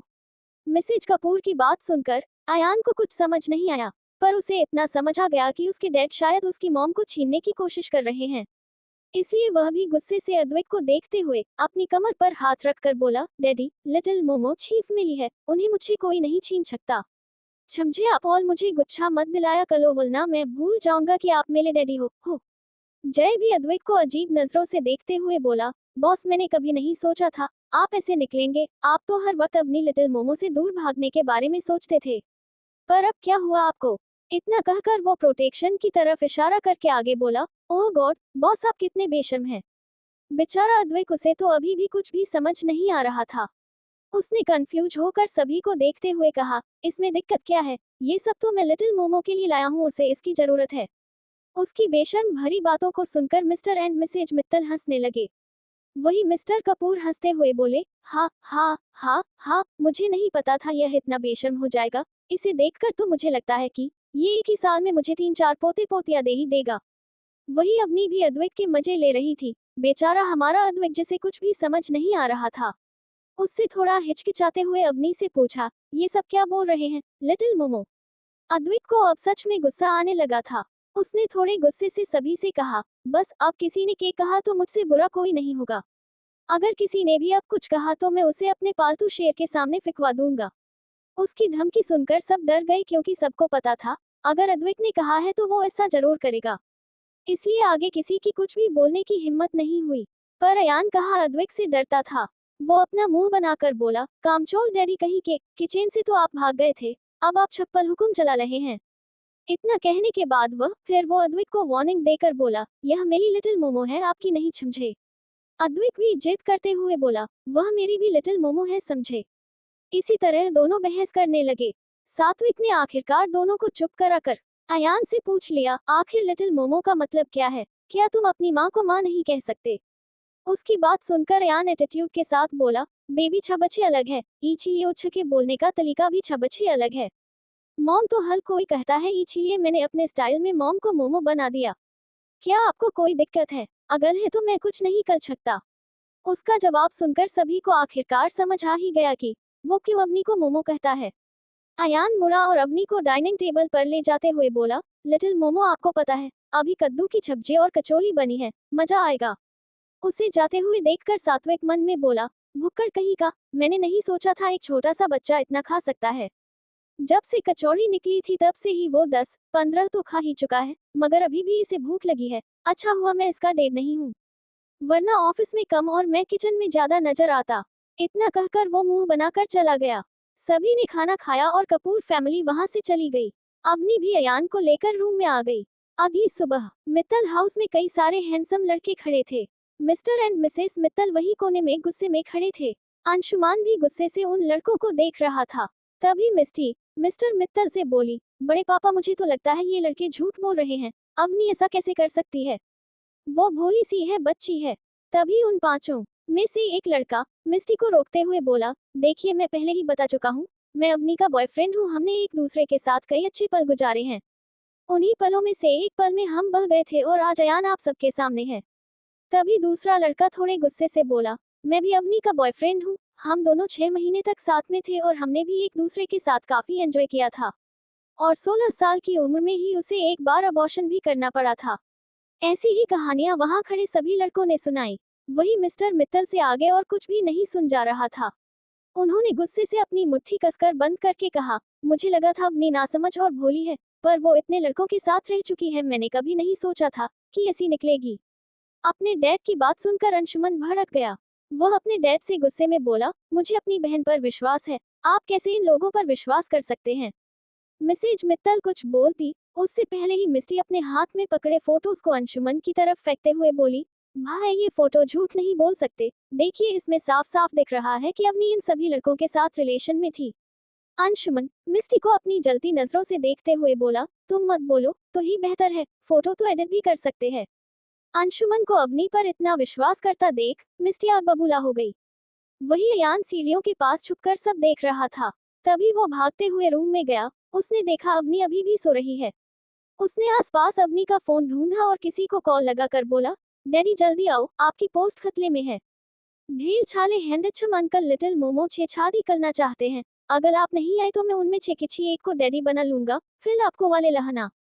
इतना कहकर उसने तुरंत फोन काट दिया और फिर दोबारा किसी को कॉल करके बोला, हेलो ब्यूटीफुल दादी, हमारी लिटिल मोमो को कोई छीनने की कोशिश कर रहा है और वह मिस्टी चुड़ैल माछी भी उनके साथ है। जल्दी आओ वरना बाजी हमारे हाथ से चली जाएगी। इतना कहकर उसने फिर से फोन काट दिया और रूम से बाहर निकल गया। बाहर जाते हुए वो बड़बड़ा रहा था, जो मेरी लिटिल मोमो को पलेछान करेगा, छपकी अच्छी की तेछी कर दूंगा। कंटिन्यू। 28 मिस्टी की चाल हुई फेल और अवनी की स्पोर्ट में मिसेज कपूर। मिस्टर मित्तल ने अपने गुस्से को दबाते हुए एक नौकर को देखते हुए कहा, जाओ और जाकर अवनी को बुला कर लाओ, उससे बोलो मैं उसे बुला रहा हूँ, वो तुरंत नीचे आए। वह नौकर वहां से जाता उससे पहले ही अंशुमन उसे रोकते हुए गुस्से से बोला, उसकी कोई जरूरत नहीं है। इतना कहने के बाद उसने अपने डैड को देखते हुए कहा, मुझे नहीं लगता इन बाहरी लोगों के लिए हमें अवनी पर शक करना चाहिए। आप समझते क्यों नहीं है, ये सब झूठ बोल रहे हैं। आप अपनी खुद की बेटी को छोड़कर बाहर वालों पर विश्वास कैसे कर सकते हैं? मुझे तो आज आपको डैड कहते हुए भी शर्म आ रही है। मिसेस मित्तल ने जब देखा उनका बेटा अपने डैड से जबान लड़ा रहा है, तो वो अंशुमन को डांटते हुए बोली, तुम अपने डैड से कैसे बात कर रहे हो? क्या तुम अपनी तमीज भूल चुके हो? अपनी माँ की बात सुनकर अचानक ही अंशुमान हंसने लगा। फिर ताली बजाते हुए बोला, वाह, यहाँ सब एक दूसरे के लिए बोल रहे हैं पर कोई भी मेरी बहन को सपोर्ट नहीं कर रहा, पर कोई बात नहीं, उसके लिए उसका बड़ा भाई है और डैड। अगर अवनी आप लोगों पर बोझ है तो बता दीजिए, मैं उसे यहाँ से लेकर चला जाऊंगा। इतना कहने के बाद वो गुस्से से मिस्टी को देखने लगा। उसकी गुस्से भरी नजर को खुद पर महसूस कर मिस्टी डरने लगी। तभी एक लड़का आगे आते हुए, जिसके बाल हल्के हल्के ग्रीन थे, वह मिस्टर मित्तल से बोला, मिस्टर मित्तल, मैंने आपका काफी नाम सुना था, को आप एक इज्जतदार आदमी हैं, पर मैंने कभी नहीं सोचा था कि आपकी बेटी एक धंधे वाली होगी। उसने तो आपका नाम डूबा दिया। क्या सच में आप ऐसी लड़की को अब अपने घर में रखेंगे? अगर मैं होता तो उसे कब का घर से निकाल चुका होता। दूसरा लड़का, जिसने रेड कलर की शर्ट पहनी हुई थी, वो भी हाँ में हाँ मिलाकर बोला, बिल्कुल सही, पता नहीं आपकी बेटी ने और कितने लड़कों के साथ संबंध बनाए होंगे। सोचिए अगर यह बात बाहर गई तो आप सबकी कितनी बदनामी होगी कि आपने एक कैरेक्टरलेस लड़की को अपने घर में रखा है, जिसका बिना शादी किए ही एक बेटा है। इतना कहने के बाद वो लड़का मिस्टी को देखकर मुस्कुराने लगा। मिस्टी भी उसे देखकर डेविल स्माइल करने लगी। फिर वह मासूम सी शक्ल बनाकर मिस्टर मित्तल से बोली, बड़े पापा, मुझे लगता है कि अवनी एनार ये सब न समझी में कर दिया होगा। वह अनाथ आश्रम में पली पड़ी है ना, तो उसे सही गलत में फर्क नहीं पता होगा, इसलिए उसने इतने सारे लड़कों के साथ संबंध बनाए होंगे। प्लीज उसे माफ कर दीजिए। मैं उसकी तरफ से आपसे माफी मांगती हूँ। प्लीज उसे घर से मत निकालिए। मैं अपनी बहन से बहुत प्यार करती हूँ। मैं उसे सड़कों पर भटकते हुए नहीं देख सकती। मिस्टी की चाल और नौटंकी को अंशुमन साफ समझ रहा था, और उसे बेहद गुस्सा भी आ रहा था कि उसके मॉम डैड इतने बेवकूफ कैसे हो सकते हैं कि वो अपनी ही बेटी पर विश्वास न करें। मिसेज मित्तल ने मिस्टी का हाथ पकड़कर कहा, काश अवनी भी तुम्हारी जितनी समझदार होती तो शायद ऐसी नौबत नहीं आती। अभी अयान, जिसने मिसेज मित्तल की बात सुन ली थी, वो सीढ़ियों से नीचे आते हुए बोला, मेरी लिटिल मोमो पहले से ही समझदार है। इतना कहकर वो जाकर अंशुमन के पास खड़ा हो गया और गुस्से से सबको देखने लगा। वही अयान को देखते ही उन पांचों में से जो लड़का उसका पिता होने का दावा कर रहा था, वह अपने चेहरे पर झूठी मुस्कान लाकर अयान की तरफ अपने हाथ फैलाकर बोला, माय लिटिल बॉय, मेरे पास आओ, देखो डैडी तुम्हें ले जाने आए हैं। उसके मुंह से डैडी सुनकर अयान का चेहरा अजीब हो गया।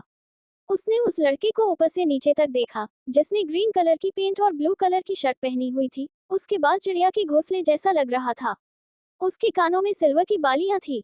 अयान अंशुमन के पैरों को पकड़कर अजीब तरह से बोला, ये कौन सा एनिमल है? ऐसा लग रहा है जैसे गोरिल्ला गोरिल्ला अंकल कपड़े पहनकर मेरे सामने आ गए हो। अयान के मुंह से खुद के लिए गोरिल्ला सुनकर उस लड़के ने दांत पीस लिए, पर उसने गुस्सा अपने चेहरे पर जाहिर नहीं किया। उस लड़के ने दोबारा अयान को बुलाया, बेबी मेरे पास आओ, देखो डैड के बारे में ऐसा नहीं बोलते। अयान मुंह बनाकर बोला, कौन छे डैडी? मेरे पास ऑलरेडी डैडी है, वो बहुत ही टैलेंटेड और हैंडसम है। इतना कहकर उसने अंशुमानू का हाथ पकड़कर बड़ी ही प्यारी आवाज में कहा, हैंडसम मामू, आप चिड़ियाघर में फोन करके पूछो क्या वहाँ से कोई इंसानों जैसे दिखने वाला गोरिल्ला भाग गया है। मुझे लगता है कि शायद यह वही है, उनसे कहो इन्हें ले जाए। कर इतना कहकर अयान अपना मुंह बनाते हुए उस लड़के को देखने लगा।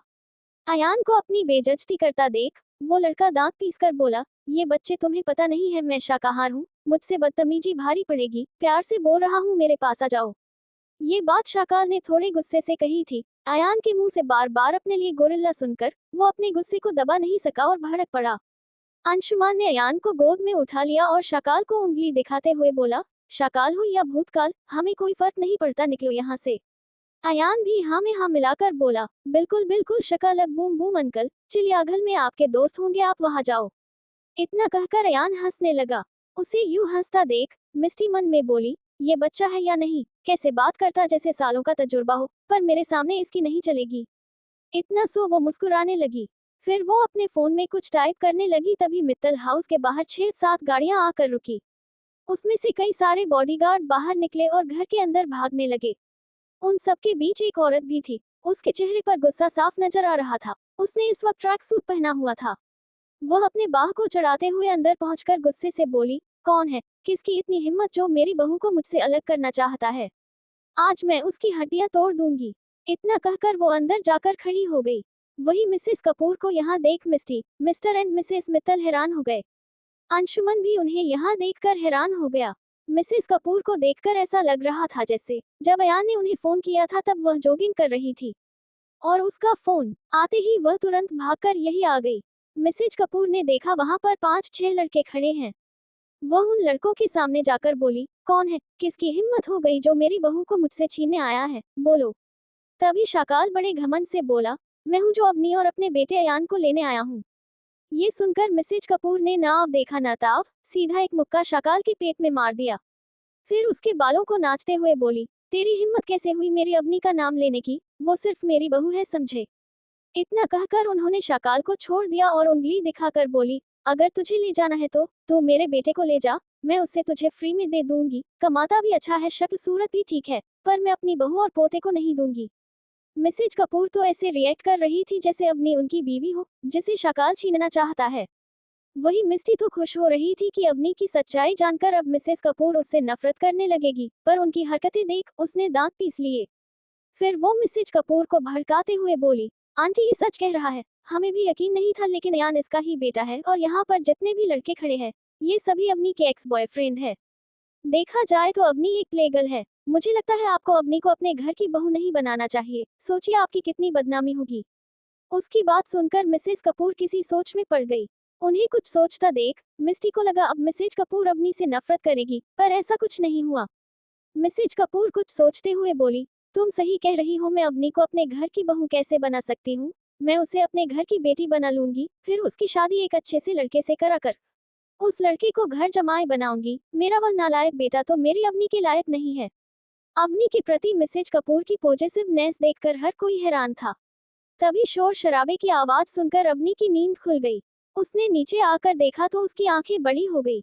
वो धीरे से बोली, इन लड़कों को देखकर ये तो समझ आता है कि मिस्टी कोई तमाशा कर रही, पर मिसेज कपूर यहाँ क्या कर रही। ये सोचते हुए वह नीचे आ गई। तभी शाकाल उसे देखकर बोला, अवनी बेबी तुम आ गई, तुम मेरे साथ चलो, मैं तुम्हें ले जाने आया हूँ। हम अपनी अलग दुनिया बसाएंगे जहाँ पर मैं, तुम और हमारा बेटा यान होगा। उसकी बात सुनकर अवनी का चेहरा भावहीन हो गया। उसने अपनी एक आईब्रो उठाकर उसे देखा, फिर वो सबको इग्नोर करते हुए जाकर सोफे पर बैठ गई और अपने चल रहे ड्रामे को देखने लगी। उसे ऐसे बिहेव करते देख मिस्टर मित्तल ने उससे पूछा, अवनी यह सब लोग क्या कह रहे हैं। ये सभी लड़के कह रहे हैं कि इनके साथ तुम्हारे संबंध हैं, क्या ये सब सच है बोलो। उनकी बात सुनकर अवनी ने अपनी आईब्रो सिकोड़ लिया। उसका चेहरा एकदम सख्त हो गया। उसने ठंडी मगर डरावनी आवाज में अपने डैड से पूछा, आपको क्या लगता है, और अगर ऐसा है भी तो आप क्या करेंगे। मिसेज मित्तल ने परेशान होकर कहा, अवनी सीधा सीधा जवाब दो। अवनी दर्द भरी मुस्कान के साथ बोली, मॉम मैं सीधे सीधे ही बोल रही हूँ, आप लोग ही हो जो मुझ पर भरोसा नहीं कर रहे हैं। इतना कहने के बाद उसने अपने एक को दूसरे पैर पर चढ़ा लिया और मिस्टी को देखने लगी। अवनी के दिमाग में कुछ तो चल रहा था। वही मिस्टी के मोबाइल में एक मैसेज आया। रोकी ने उसे एक फोटो भेजी थी। मिस्टी उस फोटो को बिना देखे अपना फोन मिस्टर मित्तल के आगे करते हुए घमंड से बोली, बड़े डैडी देखिए अवनी कल किसी लड़के के साथ थी और वो लड़का मेडिकल शॉप पर प्रोटेक्शन खरीद रहा था। मेरे एक दोस्त ने अवनी को देखा तो उसने तुरंत फोटो खींचकर मुझे भेज दिया। मुझे यकीन नहीं हो रहा कि अवनी खुलेआम ये सब करती होगी। मिस्टी बस बोले जा रही थी। उसने ध्यान ही नहीं दिया कि उस तस्वीर को देखकर मिस्टर मित्तल के भाव बदल गए, क्योंकि इस तस्वीर में अद्विक था। वही मिसेज कपूर ने मिस्टी के हाथ से फोन छीन लिया और उस फोटो को देखते हुए दांत पीसकर बोली, आने दो इसे तो मैं छोड़ूंगी नहीं, इसकी हिम्मत कैसे हुई मेरी बहू के साथ ऐसा करने की। मिस्टी को लग रहा था मिसेज कपूर अब पक्का अवनी को नापसंद करेगी। उसने उन्हें और भड़काने के लिए शाकाल को कुछ इशारा किया। शाकाल को पता चल गया कि मिस्टी डीएनए रिपोर्ट दिखाने को बोल रही है। उसने अपने जेब से लिफाफा निकाल और मिस्टर मित्तल को देते हुए बोला, ये देखिए डीएनए टेस्ट मेरा और यान का, इससे साबित होता है कि मैं उसका पिता हूँ। इससे पहले मिस्टर मित्तल डीएनए रिपोर्ट लेते, अंशुमन ने रिपोर्ट को छीन लिया और खोलकर पढ़ने लगा। रिपोर्ट पढ़ते ही वो गुस्से से मिस्टी को देखने लगा। वही अवनी के होंठों पर मुस्कान आ गई। अंशुमन उस रिपोर्ट को देखते हुए बोला, 2 वीक प्रेग्नेंट। ये सुनकर मिसेज कपूर जोर से चिल्लाए, नहीं, क्या उस नालायक ने मेरी बहू को फिर से प्रेग्नेंट कर दिया, छोड़ूंगी नहीं उसे मैं। वही मित्तल हाउस के बाहर 15 से 20 गाड़ियां आकर रुकी। बॉडीगार्ड के साथ 2 काफी हैंडसम लड़के मित्तल हाउस के अंदर चले गए। उनके जाते ही 2 गाड़ियां और आई, उसमें से भी सभी लोग उतरकर अंदर भाग गए। फिर लगभग 3-4 बाइक आकर रुकी और वो सब भी बाइक से उतरकर अंदर भाग गए। इस वक्त मित्तल फैमिली के बाहर का नजारा देखकर ऐसा लग रहा था जैसे वो कोई गाड़ियों का शोरूम हो। वही घर के अंदर अयान बाहर की तरफ देखते हुए मन में बोला, वह सब लोग आए क्यों नहीं, मैंने तो कितने सारे लोगों को बुलाया था। वही उसे देखकर अवनी अपने मन में बोली, क्या इस शैतानी ने कुछ गड़बड़ की है, प्लीज कुछ उल्टा सीधा ना किया हो, वरना सब कुछ कैसे संभालूंगी। कंटिन्यू। 29 बीवी, मैं तुम्हें खुद के करीब चाहता हूँ, बहुत करीब, और अद्विक की पॉजिटिवनेस। अंशुमान के चेहरे पर अचानक मुस्कुराहट आ गई, जिसे देख किसी को कुछ समझ नहीं आया कि वो मुस्कुरा क्यों रहा है। मिस्टी ने अंशुमन से घबराते हुए पूछा, भाई आप क्या पढ़ रहे हो? ये तो डीएनए टेस्ट है ना, क्या लिखा है उसमें, क्या रिजल्ट पॉजिटिव है? मिस्टी की तरफ देखते हुए अंशुमन ने अपनी आंखें छोटी करके कहा, तुम्हें बड़ी जल्दी है ये सब जानने की। इतना कहकर उसने रिपोर्ट अपने डैड को दे दिया। रिपोर्ट को पढ़ते ही मिस्टर मित्तल के चेहरे के भाव बदल गए। उन्होंने हैरानी से मिस्टी को देखा और उससे पूछा, मिस्टी ये सब क्या है?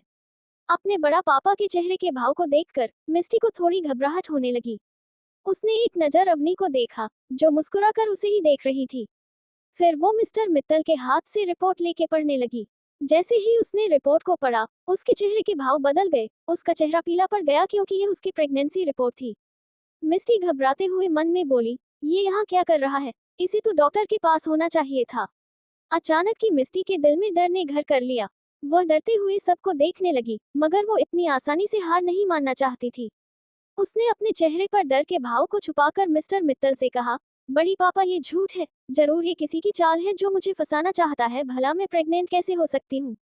उसकी बात सुनकर अवनी अपनी जगह से खड़ी हो गई।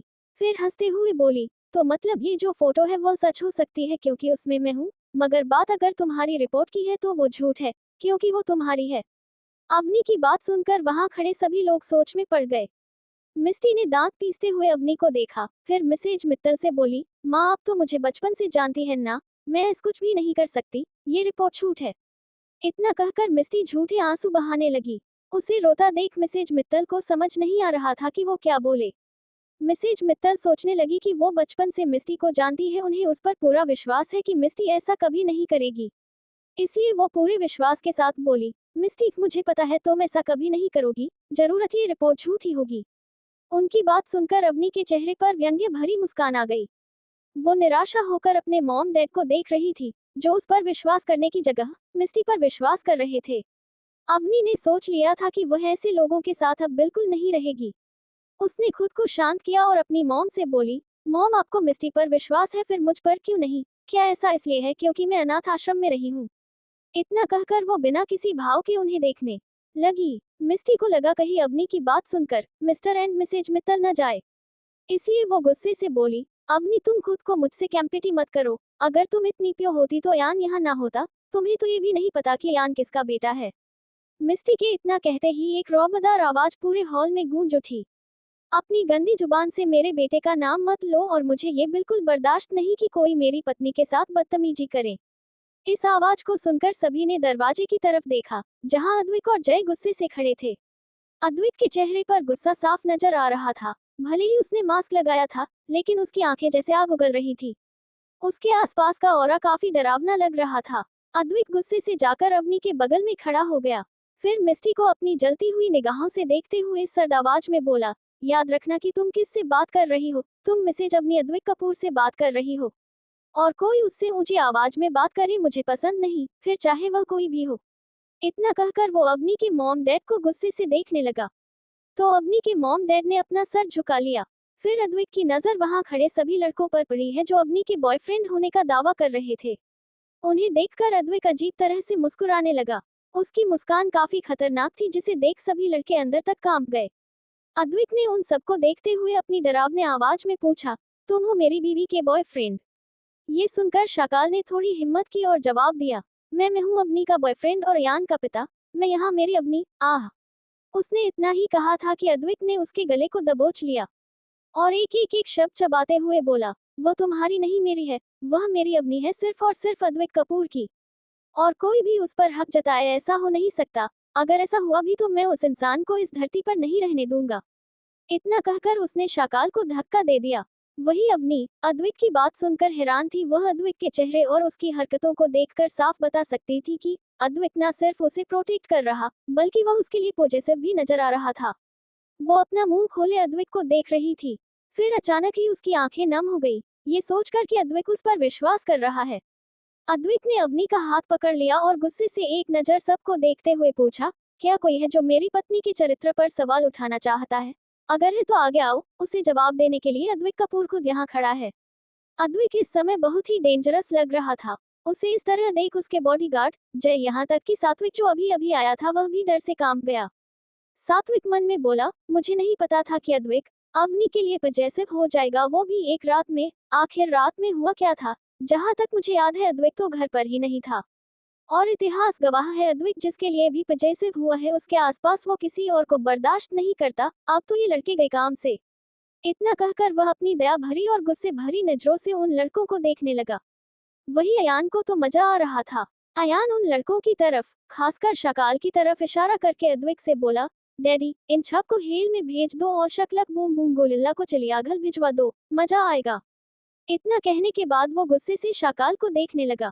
वही अद्वैत ने देखा कि कोई कुछ नहीं बोल रहा, तो उसने अवनी को गोद में उठाकर सबको देखते हुए कहा, मैं अपनी पत्नी को लेकर जा रहा हूँ। अब से वो मेरे साथ मेरे घर में, मेरे बेडरूम में रहेगी। इतना कहकर वो जाने लगा, तो अवनी उसे देख मन में बोली, अरे सीधा सीधा बोल देते कि मुझे घर लेकर जा रहे हो, बेडरूम का नाम लेने की क्या जरूरत है, बेवकूफ। इतना कहकर अवनी ने देख कि 4 काले कपड़े पहने लोग दरवाज के पास खड़े हैं। उन्हें देख उसकी आंखें शौक से बड़ी हो गई। अवनी ने तुरंत अपना चेहरा अद्वैत के सीने में छुपा लिया। अद्वैत को जाता देख सात्विक भी बाहर जाने लगा। तभी वह उन काले कपड़े पहने चारों लोगों में से एक से टकरा गया और जमीन पर गिर गया। वो काला कपड़ा पहना इंसान सात्विक के ऊपर गिर गया और दोनों के होंठ आपस में मिल गए। ये देखा अयान तुरंत अंशुमन की गोद से उतरा और भागते हुए सात्विक पास पहुंच गया और ताली बजाते हुए बोला, ये मुझे एक और मोमो मिलने वाली है, मेरे रिजेक्टेड डैडी को उनकी वाइफ मिलने वाली है। उसकी आवाज सुनकर सात्विक होश में आया और तुरंत खड़ा हो गया। उसके दिल की धड़कन एकदम से बढ़ गई थी। तभी अयान उस काला कपड़ा पहने इंसान का हाथ पकड़कर एक्साइटेड होकर बोला, कांग्रेचुलेशन अनु, अब आप मेरी बड़ी माँ बनने वाली हो। इतना कहकर वो सात्विक को देखकर बोला, रिजेक्टेड डैडी अब मुझे आपकी बीवी को बिगाड़ने की जरूरत नहीं है क्योंकि मेरी माछी तो पहले 6 ही बिली हुई है। और यह मेरा ऑर्डर है कि आपको मेरी माछी से शादी करनी होगी। इतना कहकर उसने जय का हाथ पकड़ा और बाहर की तरफ जाने लगा। बेचारे सात्विक को अभी भी यकीन नहीं हो रहा था कि एक छोटा सा बच्चा उसकी शादी का फरमान सुनाकर चला गया। वही सात्विक को कहीं खोया देख अनु ने उसका हाथ पकड़ा और सर्द आवाज में बोली, तुम्हें अब मुझसे शादी करनी होगी क्योंकि ऐसा मेरा अयान बेबी चाहता है और मैं उसे कभी किसी चीज के लिए मना नहीं करती। अनु की आवाज सुनकर सात्विक ने उसकी तरफ देखा। अनु ने मास्क पहना हुआ था लेकिन उसकी सख्त आंखों को देखकर कोई भी डर जाए। उसे देखकर सात्विक सोचने लगा कि एक बच्चा अभी तुरंत उसकी जिंदगी बर्बाद करके चला गया और उसे पता तक नहीं चला। अनु ने उसका हाथ पकड़ा और उसे गाड़ी में बैठाकर खुद भी बैठ गई। फिर सात्विक के ड्राइवर से बोली, कपूर मेंशन चलो ताकि उस घर की बड़ी बहू उस घर के लोगों से मिल सके। वही अद्वैत अब तक जा चुका था। कार में अद्वैत अवनी को देख रहा था जो खिड़की के बाहर देख रही थी। अचानक ही अद्वैत ने अवनी को अपनी गोद में बैठा लिया और उसके होठों को चूमने लगा। अद्वैत की इस हरकत से अवनी शॉक हो गई। उसने अद्वैत को दूर करके हैरानी से पूछा, क्या कर रहे हो? अद्वैत उसे अपनी नशीली आंखों से देखते हुए बोला, तुम ही बताओ मैं क्या कर रहा हूँ, बोलो। हाँ। इतना कहकर वो अवनी के गालों को चूमकर आगे बोला, मैं अपनी वाइफ को किस कर रहा हूँ। तुम्हें पता है जब भी मैं तुम्हें देखता था तो मुझे तुम्हें किस करने का मन करता था, पर मैं हमेशा खुद को रोक लेता था, पर अब और नहीं। अब तुम मेरी ऑफिशियल बीवी हो और यह मेरा अधिकार है। इतना कहने के बाद वह अपने होठों पर अपने जीभ को फिराने लगा, जिसे देख अवनी अपनी आंखें छोटी करके बोली, पागल इंसान, अभी कल तक तो दूर रहते थे, बड़े भोले भाले बने रहते थे, एक रात में अचानक क्या हो गया कि तुम मेरे लिए इतने पॉजेसिव हो गए? और वहाँ क्या बोले थे कि मैं सिर्फ तुम्हारी हूँ? उसकी कमर को कस के पकड़कर अद्वैत सेडेक्टिव वॉइस में बोला, सही कहा तुमने, एक रात में सब बदल गया। जब मैंने सुना कि कोई लड़का तुम्हें मुझसे छीनना चाहता है तो मैं बर्दाश्त नहीं कर पाया। मुझे बेहद गुस्सा आया। मैं पागल हो रहा था ये सोचकर कि कोई तुम्हें छू लेगा, तुम्हारे पास आएगा। पता नहीं रात भर में तुमने मेरे ऊपर क्या जादू किया कि मैं तुम्हारे लिए पागल हुआ जा रहा हूँ। इतना कहते ही वो अवनी की कमर को सहलाने लगा। अवनी अचानक ही अद्वैत के इस बिहेवियर से हैरान हो गई। उसे समझ नहीं आ रहा था कि वो क्या बोले। तभी उसे एहसास हुआ कि अद्वैत उसकी गर्दन को किस कर रहा है। यह महसूस कर उसने अपनी आंखें बंद कर ली और अद्वैत के कंधे को कस के पकड़ लिया। ये फीलिंग उसके लिए काफी नई थी। अवनी आज तक कभी किसी लड़के के इतने करीब नहीं थी जितना अद्वैत आज उसके करीब है। अवनी अभी तक अपने परिवार के बिहेवियर से काफी ज्यादा मेंटली अपसेट थी, पर अद्वैत की किस से वो सब भूल गई और बहकने लगी। उसे अद्वैत की करीबी अच्छी लग रही थी इसलिए उसने उसे नहीं रोका। वही अद्वैत उसके गले को किस करते करते नीचे की तरफ बढ़ने लगा। उसका एक हाथ अवनी की कमर पर था और वो अपने दूसरे हाथ से अवनी के ब्रेस्ट को सहला रहा था। वही अवनी ने जैसे ही अद्वैत के हाथ को अपने सीने पर महसूस किया, उसकी दिल की धड़कन बढ़ने लगी। उसने कसके अपने होठों को दांतों तले दबा लिया। उसके हाथ कांपने लगे थे, उसकी सांसें भारी होने लगी, जिसे अद्विक साफ सुन पा रहा था। अचानक ही अद्विक ने अपना एक हाथ अवनी की टॉप के अंदर डाल दिया और उसकी पीठ को सहलाने लगा, तो अवनी के शरीर में सिहरन सी दौड़ गई। वो हकलाते हुए बोली, आदि आह। अद्विक का नाम लेते ही अवनी की आह निकल गई। क्यों अद्विक ने उसकी कमर पर काट लिया था। अद्विक अवनी को देखते हुए अपनी अट्रैक्टिव आवाज में बोला, बीवी, मैं तुम्हें खुद के करीब चाहता हूँ, बहुत करीब, ताकि कोई भी अब हमारे बीच ना आए। मैं तुम्हें अपना बनाना चाहता हूँ। अवनी को अद्विक की आंखों में अपने लिए अचानक से ही एक पागलपन नजर आने लगा, जिसे देख वो जल्दी जल्दी अपनी पलकें झपकाने लगी। वही अद्विक इतनी आसानी से उन लड़कों को नहीं छोड़ने वाला था। जैसे ही शाकाल और बाकी सब लड़के मित्तल हाउसी से निकले, अद्विक के बॉडीगार्ड्स ने उन सबको को किडनैप कर लिया और वहां से निकल गए। ये देख अनु के एक साथी ने कहा, लगता है हमारे जीजा जी अवनी के लिए कुछ ज्यादा ही पागल है। अब तो इन लड़कों की खैर नहीं। मैंने सुना है कि अद्विक कपूर कभी अपने दुश्मनों को नहीं छोड़ता। इतना कहकर वह हंसने लगा, तो उसके साथ खड़े दूसरे लड़के ने उसके सर पर मारते हुए कहा, आदित्य चुप हो जाओ। आदित्य मुंह बनाकर बोला, हाँ विशाल, तुम्हें तो मेरी बातें फालतू लगती है। इतना कहकर वो सब अपनी बाइक से वापस चले गए। कंटिन्यू। चौथी, अवनी का अनोखा गृह प्रवेश। मिस्टी अभी भी अपनी जगह पर किसी पुतले की तरह खड़ी थी। उसे तो कुछ होश ही नहीं था। जब से अद्वैक उसे धमकी देकर गया था, तब से ही वो ऐसे ही खड़ी है। मिस्टी को होश तब आया जब मिसेज मित्तल ने उसका नाम पुकारा। मिस्टी हड़बड़ाते हुए बोली, हाँ बड़ी माँ। मिस्टी को इतना हड़बड़ाता देख मिसेज मित्तल बोली, तुम इतनी टेंशन में क्यों हो, कहीं तुम्हारी प्रेगनेंसी रिपोर्ट सही तो नहीं है। ये सुनकर मिस्टी का चेहरा फिर से पीला पड़ गया। वो हकलाते हुए बोली, नहीं नहीं, ऐसा कुछ भी नहीं है, ये सब गलत है। उसने ये बोला ही था कि तभी उसके पास किसी का फोन आया। मिस्टी ने देखा ये उसके दोस्त का कॉल है, तो उसने तुरंत कॉल रिसीव कर लिया। वो कुछ बोलती उससे पहले ही उसके दोस्त ने उसे कुछ ऐसा कहा जिसे सुनकर मिस्टी के माथे से पसीना निकलने लगा। अचानक ही फोन उसके हाथ छूटकर जमीन पर गिर गया और वह पागलों की तरह चिल्लाते हुए बोली, नहीं ऐसा नहीं हो सकता, ऐसा कैसे हो सकता है, ये सब झूठ है। उसे इस तरह चिल्लाते देख सात्विक ने उसे इग्नोर किया और अपने डैड से पूछा, मैं आपसे एक सवाल पूछना चाहता हूँ। आज तक मैंने आपसे कभी नहीं पूछा, पर आज मुझे इसका जवाब चाहिए। आखिर ऐसी भी क्या आन पड़ी थी कि आपने अवनी को अनाथ आश्रम में छोड़ दिया था।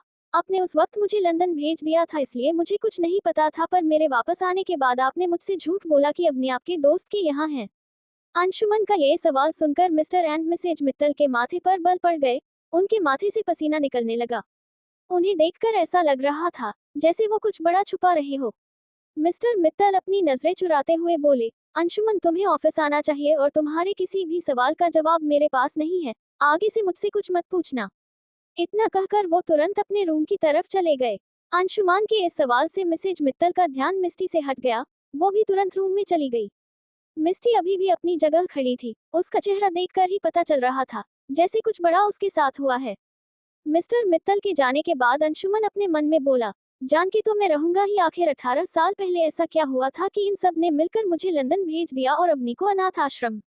वहीं दूसरी तरफ अवनी को भी समझ नहीं आ रहा था कि अद्विक इतना कैसे बदल गया। वह अद्विक से दूर होते हुए बोली, अद्विक, मुझे बार बार किस करना बंद करो। आज तक कभी किसी ने मेरे साथ ऐसा नहीं किया, इसलिए मुझे थोड़ा अजीब लग रहा है। उसके इस तरह दूर हो जाने से अद्विक थोड़ा नाराज हो गया, मगर फिर जैसे ही उसने अवनी की बात सुनी, तो वह शरारती मुस्कान के साथ बोला, बीवी, चिंता मत करो, मैं तुम्हें प्यार करूंगा, फिर तब तुम्हें इसकी आदत हो जाएगी। इतना कहकर उसने अवनी को एक आंख मार दी। अवनी, जो कभी शर्माती नहीं थी, अद्विक की इस हरकत से उसके गाल लाल पड़ गए। फिर उसे याद आया कि उसे तो अद्विक से अपने सवाल के जवाब चाहिए। तो उसने अद्विक को अपनी शक भरी नजरों से देखते पूछा, सच सच बताओ, क्योंकि एक रात में किसी को किसी से प्यार नहीं हो सकता और ना ही कोई इतना प्रोटेक्टिव और पॉजेसिव हो सकता है। आखिर माजरा क्या है? अद्विक ने अवनी को अपने एकदम करीब कर लिया और फिर अपने गालों को उसके गालों से रगड़ते हुए सिलेक्टिव वॉइस में बोला, बीवी, तुमने मुझ पर क्या जादू कर दिया। समझ नहीं आता कि तुमने आखिर कौन सा जादू किया है कि मैं रात भर में इतना पागल हो गया हूँ। ऐसा लगता है जैसे मैं तुम्हें सबसे छुपा कर अपने पास रख लूं, अपनी पॉकेट में, क्योंकि मुझे ऑपरेशन से डर लगता है, वरना मैं तुम्हें अपने दिल में रख लेता। उसकी पागलों जैसी बातें सुनकर अवनी का सर चकराने लगा। उसने याद किया कि पिछले जन्म में भी शादी के तीसरे दिन अद्विक कुछ ऐसी ही हरकतें कर रहा था, पर उसने उस वक्त उस पर ज्यादा ध्यान नहीं दिया था। इस बार भी अद्विक अचानक ऐसी हरकत कर रहा, मतलब कुछ तो माजरा है, पता करना पड़ेगा। अवनी यह सब सोच रही थी वही उसे कुछ सोचता देख अद्वैत के होठों पर शैतानी मुस्कान आ गई। वो मुस्कुराते हुए मन में बोला, मेरी डेंजरस एंड मिस्टीरियस बीवी, दौड़ा लो अपने दिमाग के घोड़े पर। जब तक मैं खुद नहीं बताऊंगा तुम कभी पता नहीं कर पाओगी कि आखिर एक रात में ऐसा भी क्या हो गया कि मैं तुम्हारे लिए इतना पागल हो गया हूँ। वही अवनी ने उसकी इस मुस्कान को देख लिया। वह अद्वैत को ऊपर से नीचे तक देखते हुए बोली, तुम मेरे आदो डार्लिंग ही हो ना, या फिर कोई बेरुपया। अद्वैत उसके होठों को काटते हुए प्यार से बोला, बेबी तुम्हें क्या लगता है, क्या मैं सच में बहरूपिया हूँ? बोलो, क्या कोई बहरूपिया तुमसे इतना प्यार कर सकता है जितना मैं कर रहा हूँ? अगर तुम्हें यकीन नहीं होता तो मैं तुम्हें बेड पर भी प्यार करके ये साबित कर सकता हूँ कि मैं ही तुम्हारा आदू डार्लिंग हूँ। अद्वैत की इतनी फ्लटी और प्यारी प्यारी बातें सुनकर अवनी को तो जैसे हार्ट अटैक ही आने वाला था, क्योंकि अद्वैत हमेशा उस पर चिल्लाता और गुस्सा करता था। अचानक अवनी कुछ सोचकर अद्वैत से दूर हो गई और चिपक के कोने में बैठ गई। ये देख अद्वैत को बहुत ही मजा आ रहा था उसे परेशान करने में। वो भी जाकर अवनी से चिपक कर बैठ गया और धीरे धीरे उसकी थाई पर अपने हाथ फेरने लगा। वही अवनी को तो पूरा यकीन हो गया था कि जरूर अद्वैत को रात में सर पर कोई चोट लग गई होगी, तभी उसका दिमाग कुछ गड़बड़ा गया है। वो सोच ही रही थी कि तभी उसके पास एक मैसेज आया। अवनी ने देखा आदित्य ने उसे मैसेज भेजा था, काम हो गया है। इस मैसेज को पढ़कर उसके चेहरे पर मुस्कान आ गई। वही दूसरी कार में सात्विक अपनी आंखें बड़ी बड़ी करके अनु को घूर रहा था, जो उसके कंधे पर सर रख कर बैठी थी। अनु के आसपास का ऑरा इतना खतरनाक था कि सात्विक का पूरा शरीर कांप रहा था। उसे ऐसा लग रहा था जैसे इस लड़की के साथ रहने से अच्छा तो वो इस वक्त अपने दुश्मनों के बीच फंस ही जाता। कम से कम उसे इतना डर तो नहीं लगता। अब तक सभी कपूर मेंशन पहुंच गए थे। अद्वैत अवनी को जमीन पर नहीं उतरने दे रहा था। उसने अवनी को गोद में उठा लिया और घर के अंदर चला गया। ये देख अनु सात्विक को देखने लगी, तो सात्विक घबरा कर बोला, देखो मैं तुम्हें नहीं उठाऊंगा। उसे घबराते देख अनु सर्द आवाज में बोली, कोई बात नहीं, मैं तुम्हें उठा लूंगी। ये सुनकर सात्विक घर के अंदर ऐसे भागा जैसे उसके पीछे कुत्ते पड़ गए हो। उसे इस तरह भागता देख आयान, जिसे जय ने अपनी गोद में लिया था, वह हंसने लगा। फिर वह अनु से बोला, अनु बेबी आप कमाल के हो, आपने बड़े डैडी को कैसे डला दिया। अब बच आप जल्दी छे उनसे शादी कर लो, फिर मजा आएगा। इतना कहकर वो अपनी आंखें गोल गोल घुमाने लगा जैसे उसके दिमाग कुछ बड़ा चल रहा हो। फिर वो जय को देखकर बोला, अब बच मेरे चाचू और अंशुमन मामू ही बचे हैं, उनका भी जुगाड़ करना पड़ेगा। बोले तो छेटिंग पर ईच के लिए भी मैंने कुछ सोच कर रखा है। इतना कहकर वह जय की गोद से उतरकर भाग गया। बेचारा जय बस अपना मुंह खोले अयान को देखता रह गया। वही मिसेज कपूर भी अब तक घर पहुंच गई चुकी थी। जैसे ही अद्वैत अवनी को लेकर घर के दहलीज के पास पहुंचा, मिसेज कपूर पीछे से चिल्लाते हुए बोली, अरे रुक जा पुत्र, रुक रुक। इतना कहकर वह आकर अद्वैत के सामने खड़ी हो गई और नौकर को कुछ इशारा किया, तो नौकर ने चावल भरा कलश और आलता से भरा परात दहलीज के पास रख दिया। ये देख मिसेज कपूर अवनी से बोली, चलो अब इसे अपने दाहिने पैर से गिरा दो और इस परात में अपने दोनों पैर को रखकर घर के अंदर आओ। शादी के बाद तुम पहली बार घर आ रही हो, गृह प्रवेश तो करना ही पड़े। आह नहीं। मिसेस कपूर ने अभी अपनी बात पूरी भी नहीं की थी कि वो अचानक ही शॉक में चली गई। वही नहीं, वहां मौजूद हर कोई शॉक में चला गया। बेचारे नौकर तो जमीन पर गिरते गिरते बचे, क्योंकि अद्वैत ने अवनी को गोद से नहीं उतारा बल्कि अपने ही दाहिने पैर से चावल के कलश को दे मारा और फिर परात जिसमें लाल रंग था उसमें अपने दोनों पैरों को रखकर घर के अंदर आ गया। अद्वैत के पैरों के निशान फर्श पर साफ नजर आ रहे थे। फिर उसने पलटकर मिसेज कपूर से पूछा, क्या ये ठीक है? उसकी आवाज सुनकर मिसेज कपूर होश में आई और उसे डांटते हुए बोली, गधे कहीं कि ये क्या किया, इसे घर की बहुएं करती है बेटे नहीं। वही अद्वैत को ये सारी रस्में समझ नहीं आती थी, इसलिए वह इरिटेट होकर बोला, मॉम आजकल लड़के और लड़कियां बराबर हैं। आप ही कहती है ना कि हस्बैंड वाइफ बराबर होते हैं, कोई छोटा बड़ा नहीं होता। तो आज अपनी बीवी की जगह मैंने ये सब कर दिया तो प्रॉब्लम क्या है? इतना कहने के बाद वो अजीब सा मुंह बनाकर उस थाली में रखे लाल रंग को देखते हुए बोला, मैं नहीं चाहता ये अजीब सी चीज मेरी बीवी के सुंदर से पैरों को खराब करे, ऐसा लग रहा है जैसे किसी का खून लाकर रख दिया गया हो। उसकी बात सुनकर सात्विक जो दरवाजे के पास खड़ा था, वो पेट पकड़कर हंसने लगा। फिर वो अद्वैत के पैरों की फोटो खींचते हुए बोला, मैं इसे अपने स्टेटस पर लगाऊंगा और फिर लिखूंगा कि दूल्हा दुल्हन सब बराबर है, कोई छोटा बड़ा नहीं। मिस्टर कपूर जो सीढ़ियों के पास खड़े होकर कब से सब कुछ देख रहे थे, वह भी हंसते हुए बोले, हा हा हा हा, मेरा बेटा पागल है, दुनिया वाले सच ही कहते हैं तुम्हारे बारे में, तुम एक पागल हो तभी तो ऐसी हरकतें कर रहे हो। पहली बार देख रहा हूँ कि बहू की बजाय बेटा कलश गिरा के घर में प्रवेश कर रहा है, हा हा हा।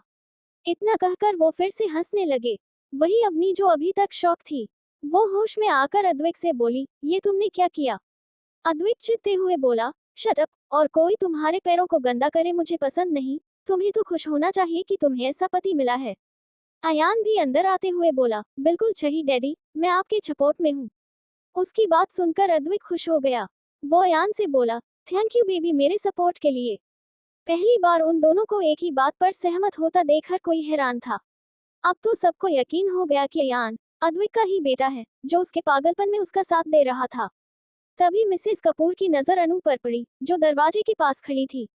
उसे देख मिसेज कपूर खुश होकर बोली, मैं तो खुश हूँ कि मुझे मेरी बड़ी बहू भी मिल गई, पर मुझे तो अभी तक तुम्हारा नाम भी नहीं पता।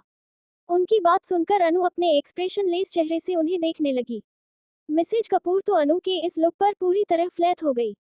आयान आगे आकर मिसेज कपूर से बोला, दादी मैं बताता हूँ, ये है ब्यूटी विद ब्लेन, पिछले साल बाइक लेची चैंपियन में ये 6 आई थी और बॉक्सिंग में भी 6। इन्हें हैकिंग भी आता है, इनका दिमाग कंप्यूटर से भी फास्ट चलता है। ये किसी भी इंसान को देखकर बता देती है कि उनके दिमाग में क्या चल रहा है। ऑल इतना कहकर अयान सोचने लगा कि वो आगे क्या बोले। तभी अनु आगे आकर अपनी कर्कश आवाज में बोली, और मैंने 3 साल आर्मी की स्पेशल फोर्स में भी काम किया है। आज मैं प्रेजेंट में ये 2 कंपनी की 50% की पार्टनर हूँ। इतना कहकर वो मिसेज कपूर को देखने लगी। वही उसके बारे में जानकार हर किसी का मुंह खुला का खुला रह गया कि यही इतनी खूबसूरत सी दुबली पतली लड़की इतना कुछ भी कर सकती है। कंपनी कोई आम कंपनी नहीं थी, वो एक इंटरनेशनल कंपनी थी, जो पूरे वर्ल्ड में 3 स्थान पर थी। सात्विक को तो लग रहा था अनु बस फेंक रही है, उसे उस पर यकीन नहीं हो रहा था। तो उसने बड़े ही घमंड से पूछा, अगर तुम हैकिंग, रेसिंग, बॉक्सिंग में सेकंड हो तो फर्स्ट कौन है? अल्पविराम अल्पविराम। उसकी बात सुनकर अनु और अयान अवनी की तरफ देखने लगे। तो अवनी ने इन दोनों को अपनी आंख दिखाकर न में इशारा कर दिया। ये देख दोनों ने अपना सर झुका लिया। अनु सात्विक को देखकर बोली, मेरी बॉस नहीं चाहती कि मैं कुछ बोलूं, आई एम सॉरी। सात्विक आगे कुछ बोलता, मिसेज कपूर उसे डांटते हुए बोली, चुप कर नालायक, अरे कितनी टैलेंटेड बहू मिली है मुझे, मैं तो फ्लैट हो गई। अब तो मैं दोनों को अपने पास रखूंगी। इतना कहकर वह अयान को देखते हुए बोली, हाय मेरा पोता कितनी अच्छी अच्छी बहुएं मेरे लिए लाया है, काश जय को भी कोई मिल जाए। ये सुन अयान घमंड से बोला, चिंता मत करो दादी, उच्च के बाले में मैंने सोच रखा है। ये सुनकर बेचारे जय के ऊपर जैसे बिजली गिर पड़ी हो। वो मन में बोला, क्या मेरे बॉस और बड़े बॉस की जिंदगी खराब करके इसका मन नहीं भरा, जो ये मेरे पीछे पड़ गया है। कंटिन्यू।